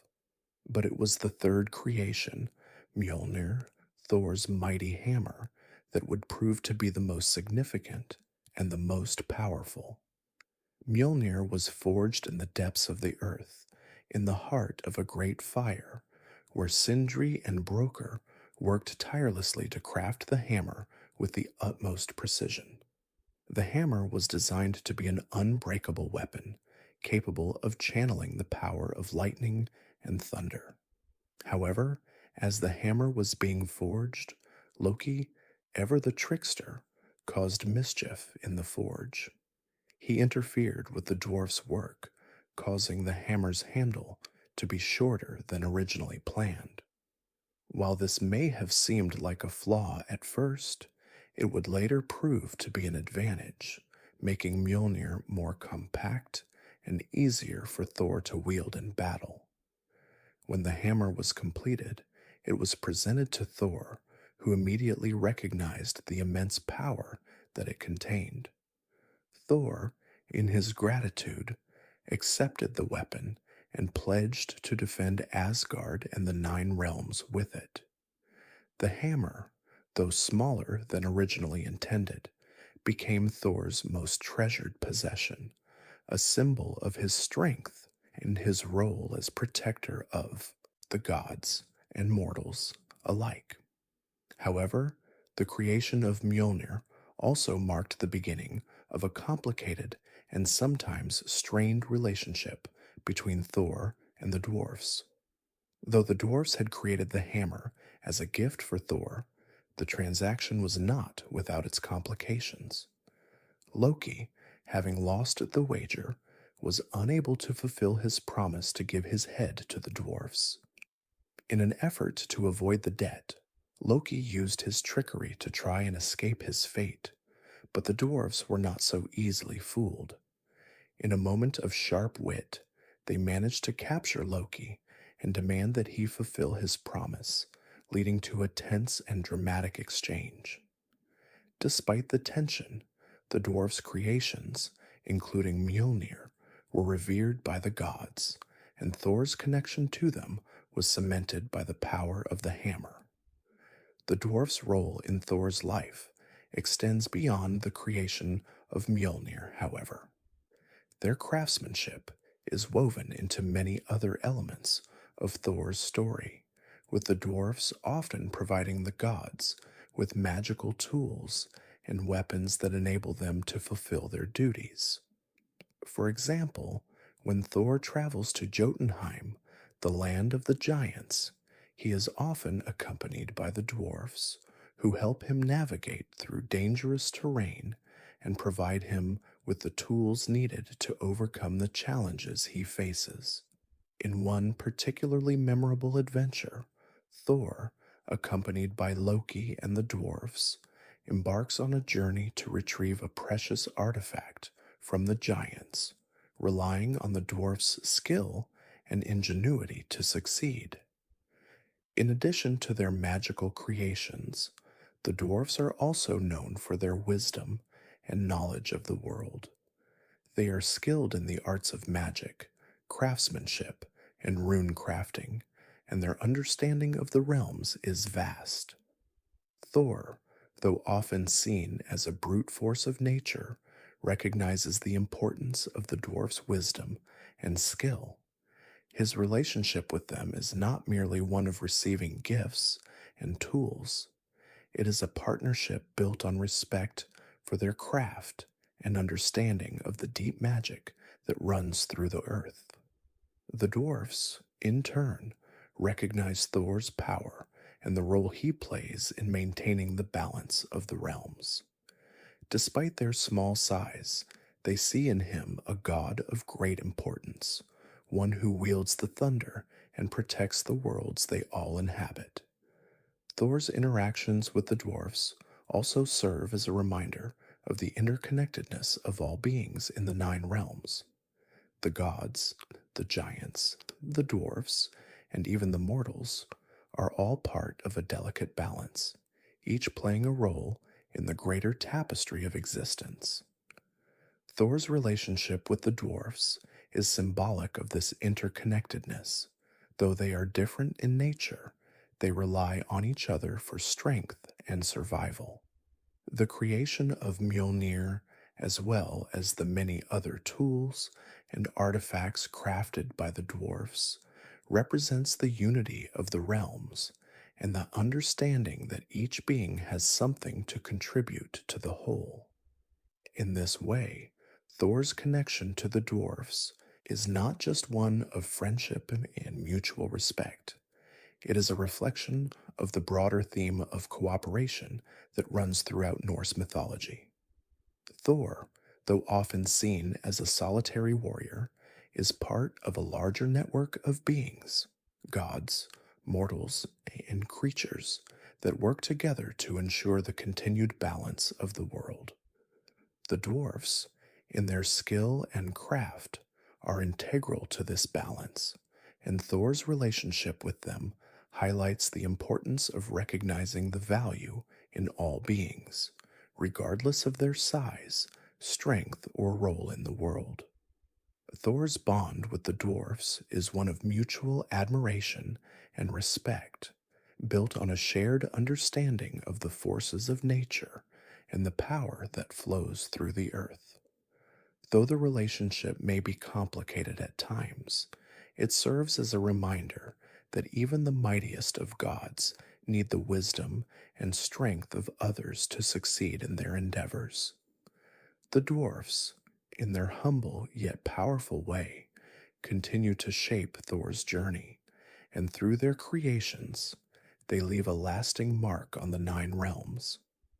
Thor, as the god of thunder and protector of the realms, was no stranger to the challenges that arose in the realms of the living. But there came a time when he had to face something far darker, far more mysterious, an encounter with the land of the dead, a place where life and death are inextricably intertwined. This journey into the underworld, a realm where the spirits of the deceased dwell, was not one Thor sought lightly. It was a place filled with danger, where the very laws of nature and mortality could be bent and twisted. Yet it was also a place where Thor's understanding of life, death, and the nature of existence would be tested in ways beyond even his formidable strength. The land of the dead, known in Norse mythology as Helheim, was ruled by Hel, the daughter of Loki, and it stood in stark contrast to the vibrant realms of Asgard and Midgard. Where Asgard was full of light, fire, and thunder, and Midgard was teeming with mortal life, Helheim was a place of darkness and cold, where the spirits of those who had died unceremonious deaths lingered in the shadowy recesses of existence. It was a realm where the dead wandered aimlessly, neither fully alive nor truly dead, a liminal space between the worlds of the living and the afterlife. Thor's journey to Helheim was prompted by an urgent need to retrieve a soul, to bring it back to the living and fulfill a promise made to one of the gods. A mortal who had fallen in battle, but whose spirit was too pure and brave to remain in the realm of the dead. Thor, always one to honor his commitments, was entrusted with this task. Though the gods often deal with matters of power, strength, and battle, this mission was far different. It required more than just his hammer, Mjolnir, and his brute force. It required wisdom, patience, and a respect for the nature of life and death. As Thor journeyed into Helheim, he passed through realms that had been untouched by sunlight for eons. The cold air chilled him to the bone, and the very ground beneath his feet seemed to suck the life out of him, as if the earth itself was trying to pull him into the abyss. Yet Thor pressed on, determined to reach the heart of the underworld and complete his mission.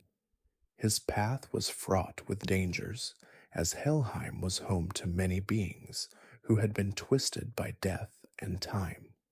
The spirits of the dead, many of whom had been cursed or abandoned, roamed freely, their voices echoing in the distance like mournful whispers. Despite the grimness of his surroundings, Thor remained steadfast. His presence, a god of thunder in a land ruled by cold shadows, seemed to stir the air, causing the winds to howl and the very ground to tremble. Thor's journey through Helheim was not just physical, it was also spiritual. As he ventured deeper into the underworld, he encountered the spirits of the deceased, each of them bound to their fate. Some pleaded for release, their voices full of sorrow and regret, while others were resigned to their eternal imprisonment in the land of the dead. Each encounter was a reminder to Thor of the fragility of life and the inevitability of death. For all his strength and in might, even Thor could not escape this universal truth. It was here, in the depths of Helheim, that Thor came face to face with Hel herself, the ruler of the dead. Hel, with her pale skin and half-rotting form, was both a figure of death and a symbol of the balance between life and the afterlife. She was not a malevolent being, but neither was she kind. Hel was simply a force of nature, a necessary part of the cosmic order, a keeper of the dead who ensured that the spirits of the deceased remained where they belonged. Thor, though a god of great strength, had no real power over her. He had come to make a plea, to ask for the release of the soul he had been sent to retrieve. But in Helheim, power did not guarantee victory. Hel was bound by her own laws, and she would not be swayed by the might of any god. Their conversation was a quiet one, filled with the weight of unspoken truths. Thor, who had faced countless giants, dragons, and monsters, was now faced with something far more daunting, a force that could not be beaten by mere strength. Hel spoke to Thor not as an enemy, but as one who understood the inevitable nature of existence. She told him that the soul he sought was not hers to release, for it had already passed into her care. It was not for Thor, nor for any god, to alter the course of fate. Thor, in his usual way, sought a bargain. He offered to perform a task in exchange for the soul's release, knowing that Hel was a creature of negotiation. But Hel, wise and patient, informed Thor that her decisions were not swayed by the power of bargains. She could not release the soul, for it had already fulfilled its destiny.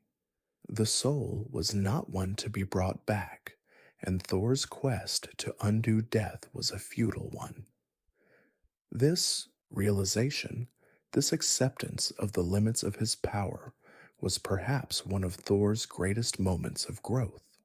For all his strength, his role as protector of the realms, he was still but a part of the vast, interconnected web of life and death. Thor came to understand that there were things even he could not change, things that were simply beyond his reach. Death, like the storm, was an inevitable force that could not be held back forever. Thor's encounter with Hel left him with a deep sense of peace, for in accepting the inevitability of death, he also found a deeper appreciation for the life he had. His strength, his thunder, his hammer were all powerful tools for protection and creation, but they were not the final answers to the questions of existence. Thor, ever the warrior, realized that his role was not to fight against death, but to ensure that life continued, that the realms were protected, and that the forces of chaos were held at bay. Thor left Helheim, the weight of his journey with him.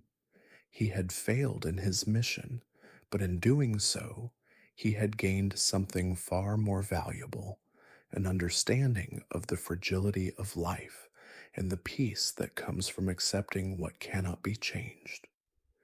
He returned to Asgard, his heart both heavier and lighter for the journey, knowing that death, while inevitable, was not to be feared.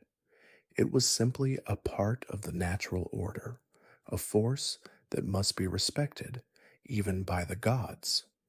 In the vast expanse of Norse mythology, One of the most significant events that shaped the fate of the gods was the war between the Aesir and the Vanir. This great conflict, which pitted two powerful tribes of gods against each other, was not simply a war of arms and strength, but a battle of ideals, cultures, and visions for the future of the realms. The Aesir, to which Thor belonged, were gods of order, war, and the sky, while the Vanir were gods of fertility, nature, and prosperity. Their clash would not only reshape the balance of power in the nine realms, but also set the stage for the alliances and tensions that would define the relationships between gods, giants, and mortals in the years to come. The origins of the Aesir Vanir War were rooted in a deep, fundamental disagreement between the two tribes. The Aesir, led by Odin, were gods of structure and discipline, often seeking to impose order on the chaos of the world. The Vanir, on the other hand, were connected to the natural world, to the fertility of the earth, and to the flow of time. Their magic was more fluid, more attuned to the cycles of nature, and they believed that the world could thrive through balance and harmony rather than force and control. Over time, these differences led to a growing tension between the two tribes, and the inevitable clash became unavoidable. At the heart of the war was a dispute over resources as power and respect. The Aesir, whose dominion lay over Asgard, sought to expand their control over the nine realms, while the Vanir, who resided in Vanaheim, felt their way of life was under threat.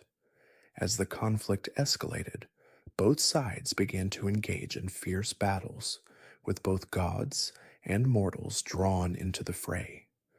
The war itself was devastating, with powerful forces unleashed from both sides, each god wielding their magic and weapons in a bid to dominate the other. Thor, as one of the Aesir's most formidable warriors, played a critical role in the conflict, leading charges and striking down the enemies of his people with Mjolnir.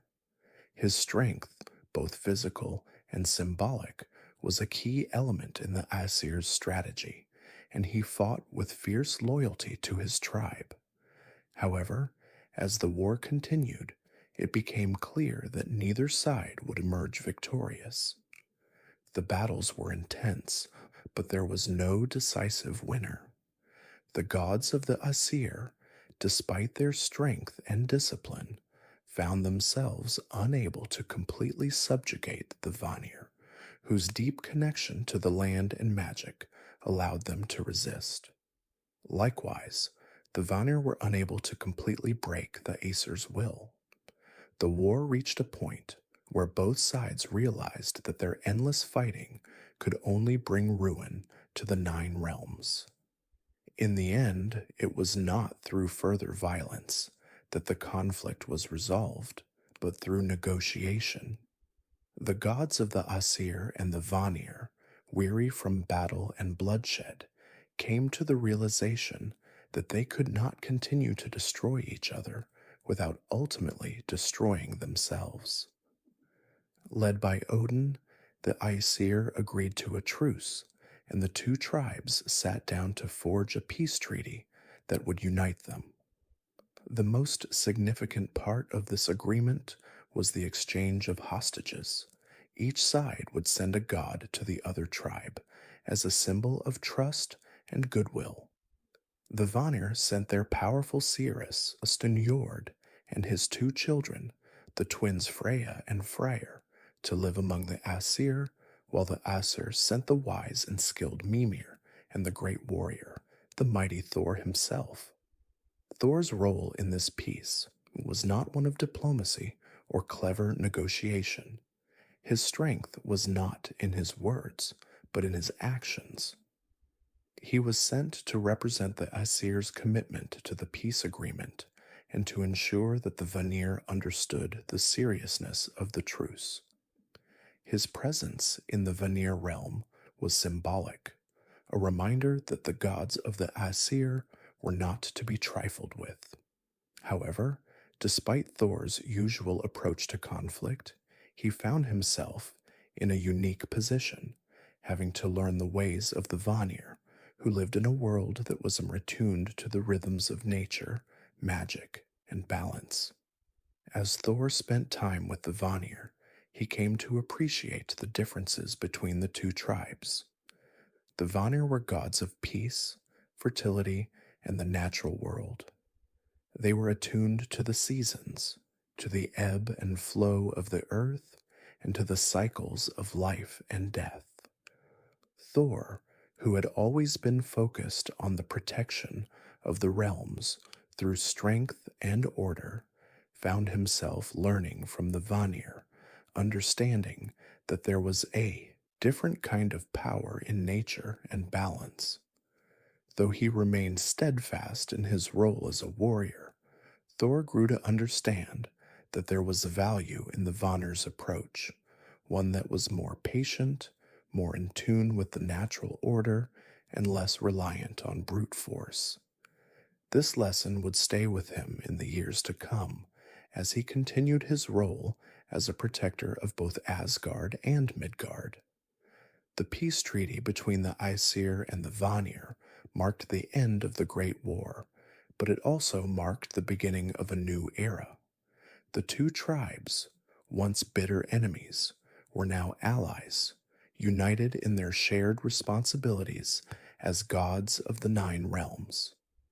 The exchange of hostages became a lasting bond between the two factions, and though there were moments of tension, the Aesir and the Vanir found a way to work together for the greater good of the realms.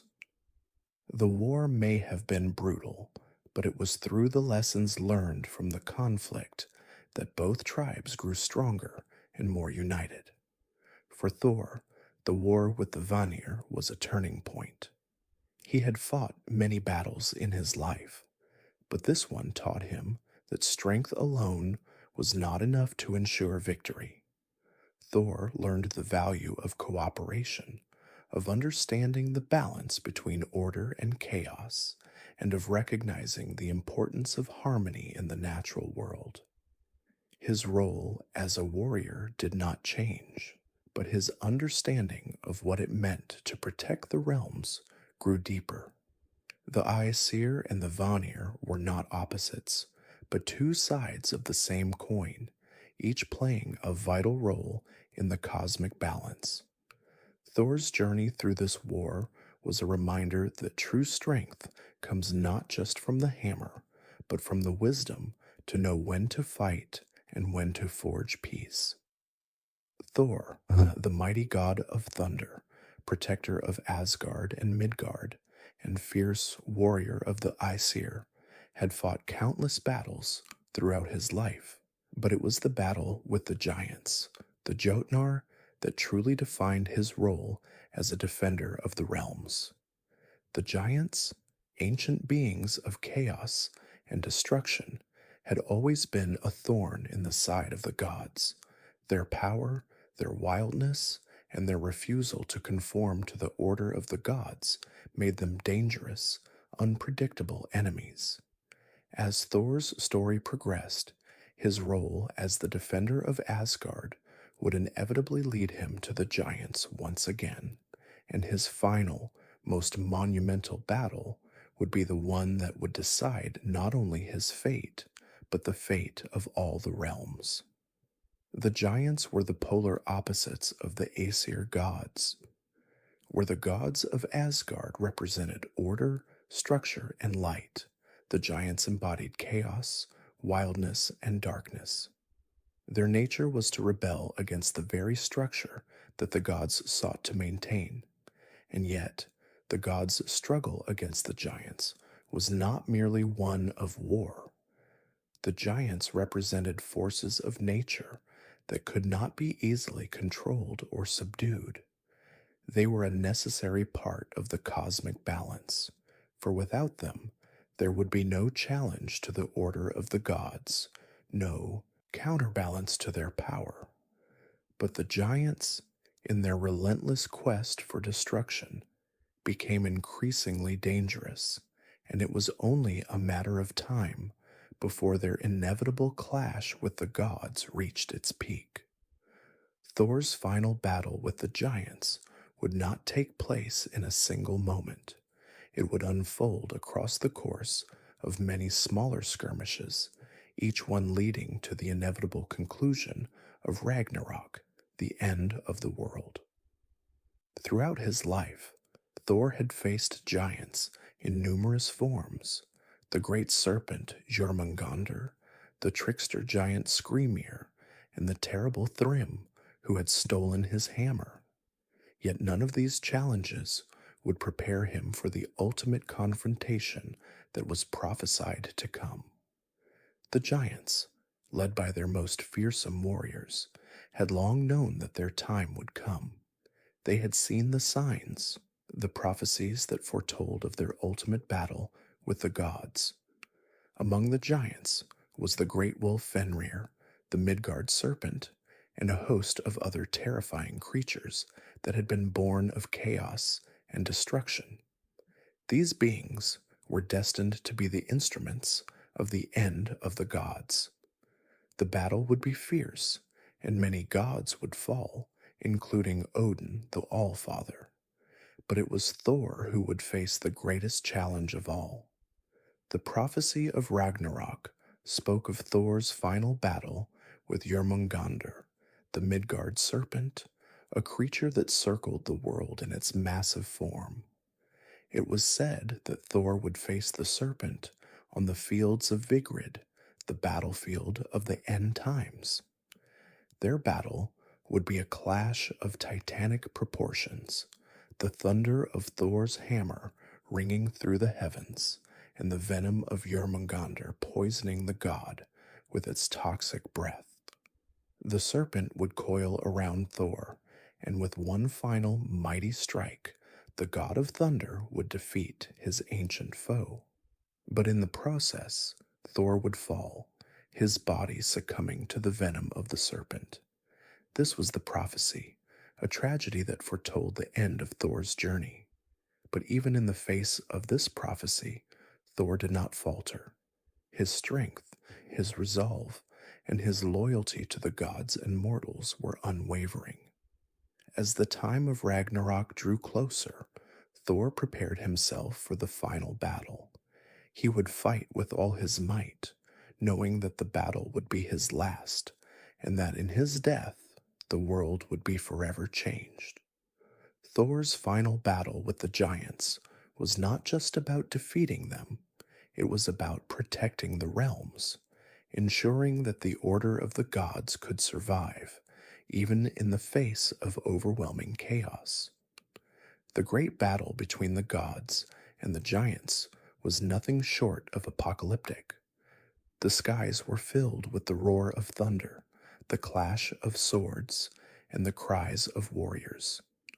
The gods fought bravely, with Thor leading the charge against the giants. His hammer, Mjolnir, struck down enemies with every swing, the thunder echoing through the realms like a herald of doom. Yet even as Thor fought with all his strength, he knew that his time was coming to an end. The giants were relentless, their power overwhelming, and with each passing moment, the prophesied end grew closer. Thor's final confrontation with Jormungandr was the culmination of this great struggle. The serpent, which had long been a symbol of chaos and destruction, was now more powerful than ever. As the two met on the battlefield of Vigrid, the earth itself seemed to tremble under the weight of their conflict. Thor's hammer rang out, sending bolts of lightning into the sky, while Jormungandr struck with venomous fury. The battle raged on, with Thor using all of his might to land blow after blow, but the serpent's poison was too much to withstand. In the end, Thor delivered a fatal strike, crushing the serpent beneath the weight of his hammer. But the victory came at a great cost. As Jormungandr writhed in death, its venom coursed through Thor's veins, poisoning him.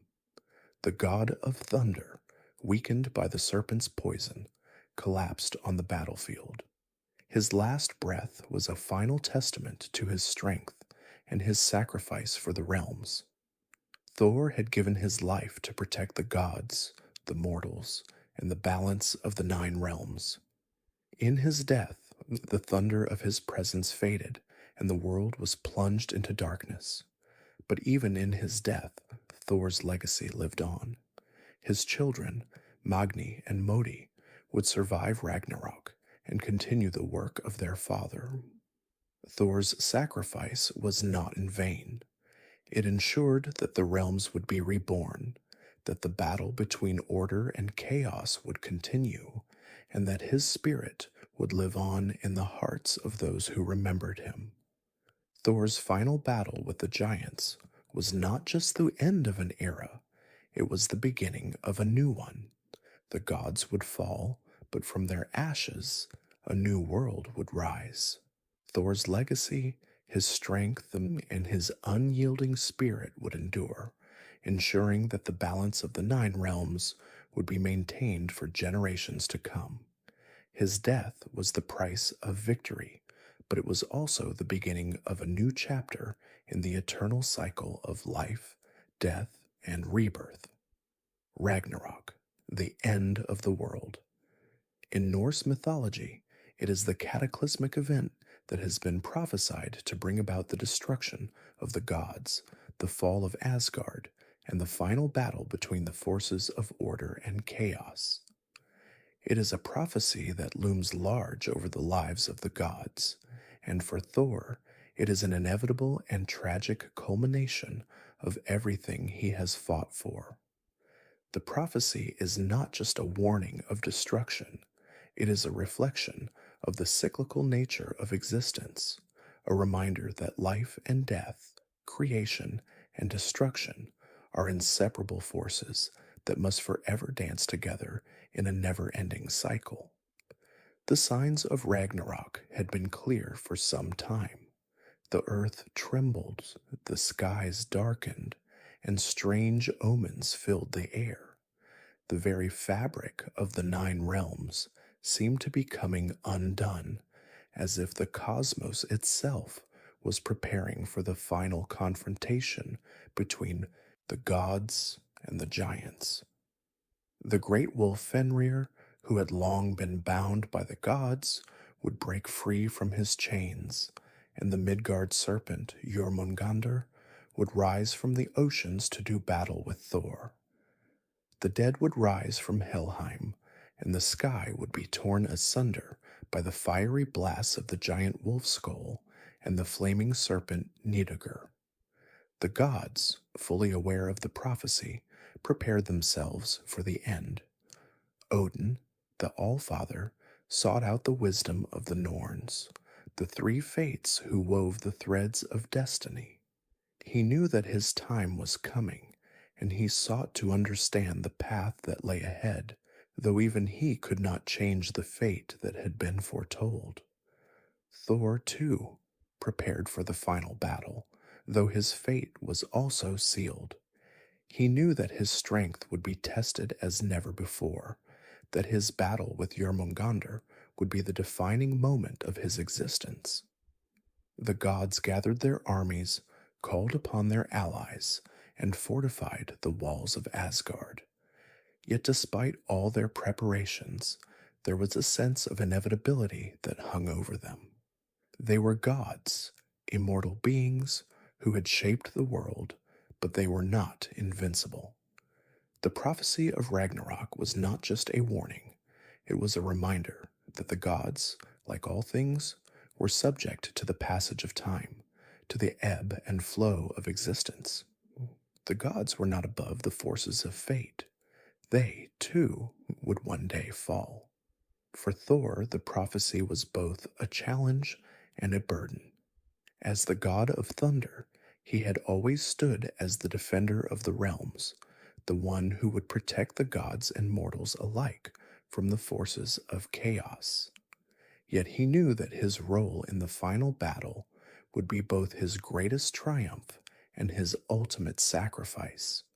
The prophecy foretold that Thor would face Jormungandr in a final showdown, a battle that would shake the very foundations of the earth. The serpent, with its venomous bite and its immense size, would be a formidable foe. Thor would strike the serpent down with Mjolnir, but in doing so, he would be poisoned by its venom and succumb to his injuries. Thor's fate was sealed, but he did not fear it. His understanding of the prophecy was not one of dread, but of acceptance. He had lived his life as a warrior, as a protector, and he had always known that one day his time would come. The Battle of Ragnarok was not just the end of the gods, it was the beginning of something new, a cycle that would repeat itself forever. Thor's sacrifice was not a tragic ending. It was part of the eternal rhythm of life, death, and rebirth. As the prophecy of Ragnarok unfolded, the gods fought valiantly against the forces of chaos.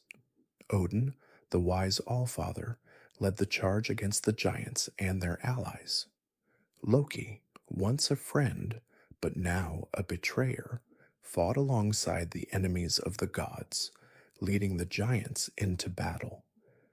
The great wolf Fenrir tore through the ranks of the gods, and the serpent Jormungandr rose from the sea, its massive coils wrapping around the earth.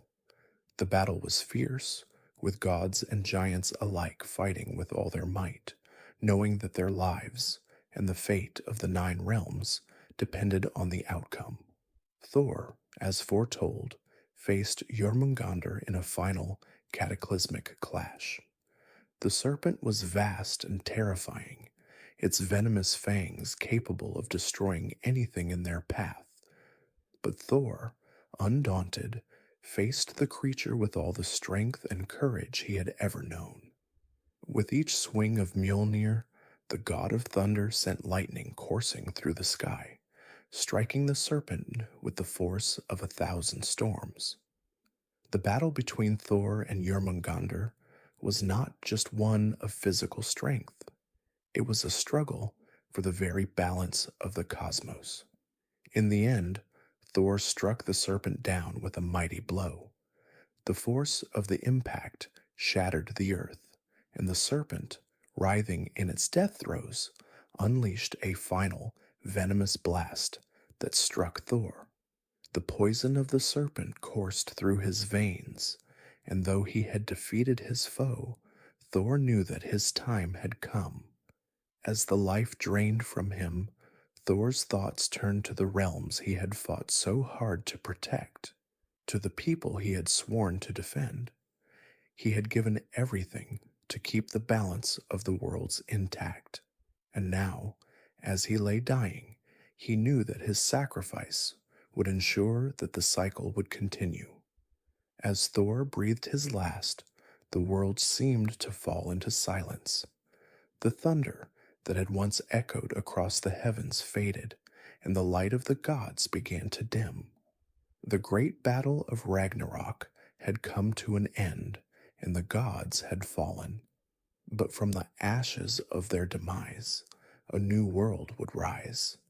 The cycle of life and death would continue, as it always had, and the legacy of Thor, the strength, the courage, the sacrifice, would live on in the hearts of those who remembered him. Thor's death was not the end, but the beginning of something new.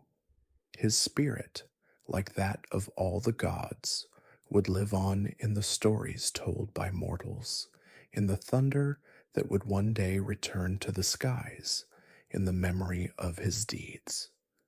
And though the gods had fallen, their influence would continue, shaping the world in ways both seen and unseen. The prophecy of Ragnarok had come true, but it was not a final defeat. It was the continuation of the eternal cycle that governs all life. Thor's legacy is not one easily described by mere words or deeds. While his hammer, Mjolnir, remains the most iconic symbol of his power and strength. His true legacy stretches far beyond the thunderous battles he fought and the giant enemies he vanquished. Thor's legacy is built on the lessons he imparted, the sacrifices he made, and the deep connections he forged, not just with other gods, but with the very earth itself. He is remembered not just as a warrior, but as a protector, a father, a son, and a being whose actions shaped the very fabric of the nine realms. Even after his death at Ragnarok, Thor's impact reverberated across the realms.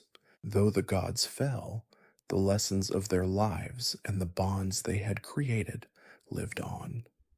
Thor's greatest gift was his unwavering commitment to protecting the balance of the cosmos, and it was this commitment that left an indelible mark on the worlds he had sworn to defend.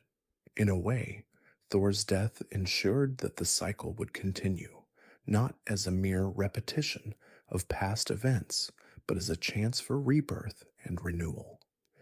His role in the cosmic order was not one that could simply be replaced. His absence was felt deeply by both gods and mortals alike, but it was his example, the way he lived his life with honor, strength, and humility, that would continue to guide those who remained. His children, Magni and Modi, were among the first to carry forward Thor's legacy. Magni, inheriting his father's immense strength, would prove to be a capable protector of Midgard, while Modi, who shared his father's courage, would carry on Thor's spirit of resilience. Though they would never fully replace the mighty god of thunder, they would embody the values that Thor had lived by: courage, honor, and an unshakable commitment to doing what was right, no matter the cost. Beyond his children, Thor's legacy lived on in the stories told by mortals, in the very storm clouds that would gather in the sky, and in the quiet hum of nature's cycles. Every thunderstorm that passed over the land, every bolt of lightning that cracked through the sky, was a reminder of Thor's power, his spirit, and his watchful eye over the realms. His thunder was not just the sound of battle, it was the sound of protection, of vigilance, of a god who would never cease to guard the realms from the forces that would threaten them. But Thor's legacy also extended to the way he interacted with the world of men. While the gods of Asgard were often distant and aloof, Thor was different. He walked among mortals, shared their joys and sorrows, and in his own way understood the struggles they faced. It is said that Thor's heart was as mighty as his hammer, and his love for Midgard was deep and abiding. He defended the mortals, not because he was bound to do so by his divine nature, but because he believed in them. He saw in them a reflection of the resilience, courage, and strength that defined him. In many ways, Thor was a bridge between the gods and the people of Midgard, a reminder that even the most powerful beings must never forget their connection to the world they protect. Thor's relationships with his fellow gods also shaped his legacy. His bond with Sif, his wife, was one of mutual respect and love, grounded in the earth and the cycles of life. Sif, with her golden hair, represented the fertility of the land and the harvest, and together she and Thor formed a partnership that was both powerful and nurturing. Their children, Magni and Modi, were the living embodiment of their love and strength, and they would carry the mantle of their father's legacy long after his death. Thor's relationship with Loki, though fraught with tension and betrayal, also shaped the god's legacy. Loki, the trickster god, was both Thor's companion and his adversary, and their shared adventures, though often filled with mischief and danger, were also marked by moments of camaraderie and understanding. Thor's relationship with Loki was a reminder that even in the face of betrayal, there can be moments of connection and growth. Despite Loki's ultimate betrayal, it was Thor who carried the weight of their shared history and kept alive the memory of their bond long after Loki turned against the gods. And then there were the dwarfs, whose craftsmanship played a crucial role in Thor's legacy. Without the dwarfs, Thor would not have had Mjolnir, the hammer that became his most prized possession and the symbol of his strength.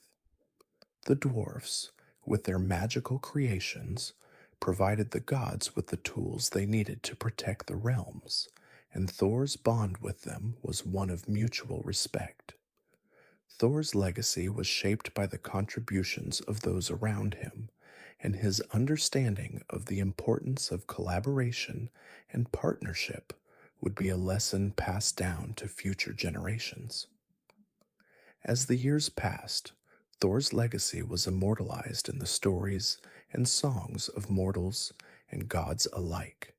His name became synonymous with strength and protection, and his image was carried in the hearts of those who revered him. Though the gods had fallen at Ragnarok, their influence did not vanish. The legacy of Thor, the god of thunder, would endure in the lives of those who remembered him, in the very forces of nature that shaped the world, and in the hearts of the generations to come. Thor's legacy is a reminder that true strength is not just in power, but in the ability to love, protect, and sacrifice. His hammer, Mjolnir, will forever be a symbol of his might, but it is his heart, his spirit, and his unwavering dedication to the realms that truly define him. Though the storm may have passed, Thor's thunder will always echo in the heavens. The journey of Thor, the mighty god of thunder, is one that spans the vast reaches of the nine realms, full of epic battles, ancient prophecies, and countless trials. His legacy, forged in the fires of combat and tempered by the quiet moments of reflection, has echoed through the ages, leaving a mark on both gods and mortals alike. Yet even the greatest of journeys must eventually come to an end, and Thor's own path, though heroic and grand, was ultimately bound by the unbreakable laws of fate. His final moments, though tragic, were as much a part of the cosmos as the storms he had commanded for so long. They were the culmination of a god's life, lived with purpose, honor, and unwavering dedication to the realms he vowed to protect. As Thor stood at the precipice of Ragnarok, the final battle between the gods and the giants, he knew that his time had come. The prophecy, long foretold by the Norns, the three fates who wove the threads of destiny, had always promised this end, a clash with Jörmungandr, the great serpent of Midgard, that would cost him his life. But Thor, ever resolute, faced his destiny with the same courage and strength that had guided him throughout his long life. He had stood against the giants, the monsters, and the forces of chaos time and time again, but in this final confrontation, it was not his physical strength that would determine the outcome. It was his heart, his unyielding commitment to the protection of the realms that would shine through. The final battle unfolded on the fields of Vigrid, the battlefield where the gods and the giants would meet for their ultimate confrontation. The sky was thick with storm clouds, and the air hummed with the anticipation of the impending clash. Thor, with his hammer Mjolnir held high, stood at the forefront of the Aesir army, ready to face the monstrous serpent that had long been a symbol of chaos and destruction. The ground beneath him seemed to tremble with the weight of the impending battle, as Jormungandr, coiled in the oceans of Midgard, rose to meet him. As the serpent emerged from the depths of the ocean, its massive form stretched across the sky, blotting out the sun. Its venomous fangs dripped with poison, and its eyes gleamed with malice. Thor, though he had faced countless foes, felt the weight of this moment more keenly than any other. This was not just a battle, it was the end of a journey, the culmination of a lifetime spent protecting the realms. But Thor was not afraid. His heart was filled with the certainty that he had done his duty, that he had given everything to ensure that the realms would survive. The battle between Thor and Jormungandr was nothing short of cataclysmic. Thor swung Mjolnir with all the force of the storm, each blow ringing out like thunder, sending bolts of lightning through the sky. The serpent hissed and struck, its massive coils attempting to crush the god beneath their weight.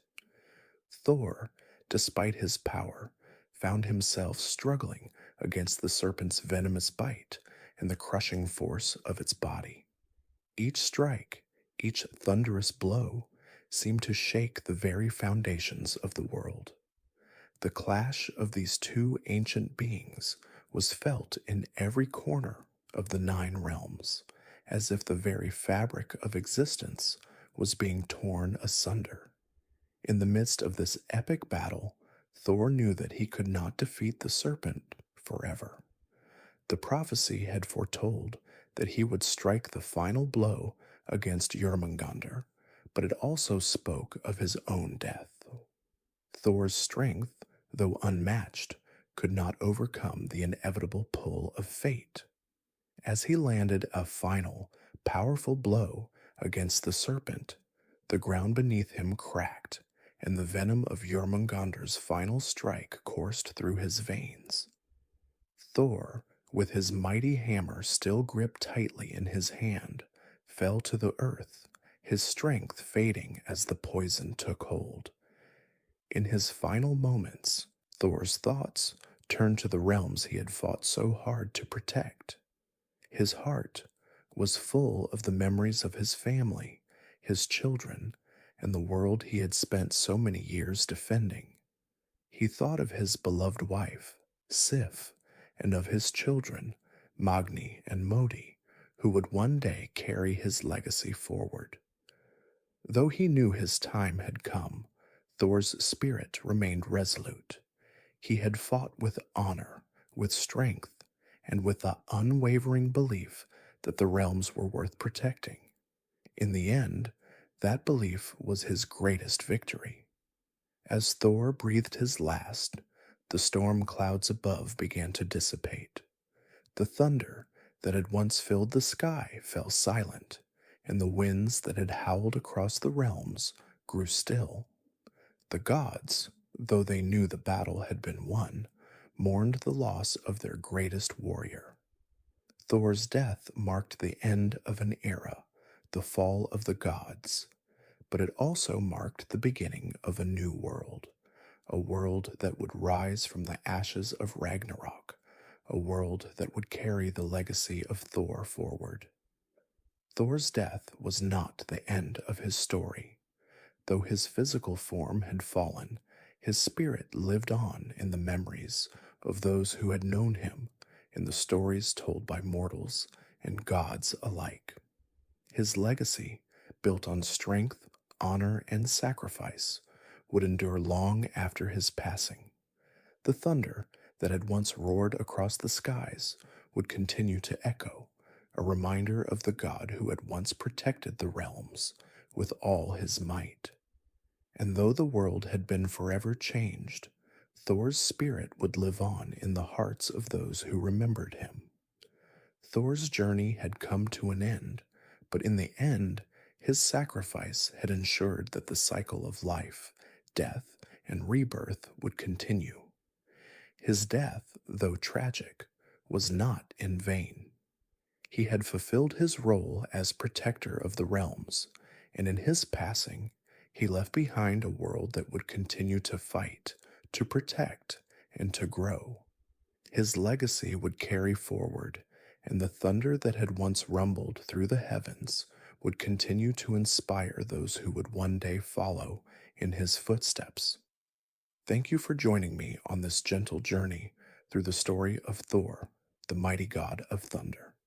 His tale, filled with strength, sacrifice, and wisdom, has reminded us of the delicate balance between order and chaos, life and death.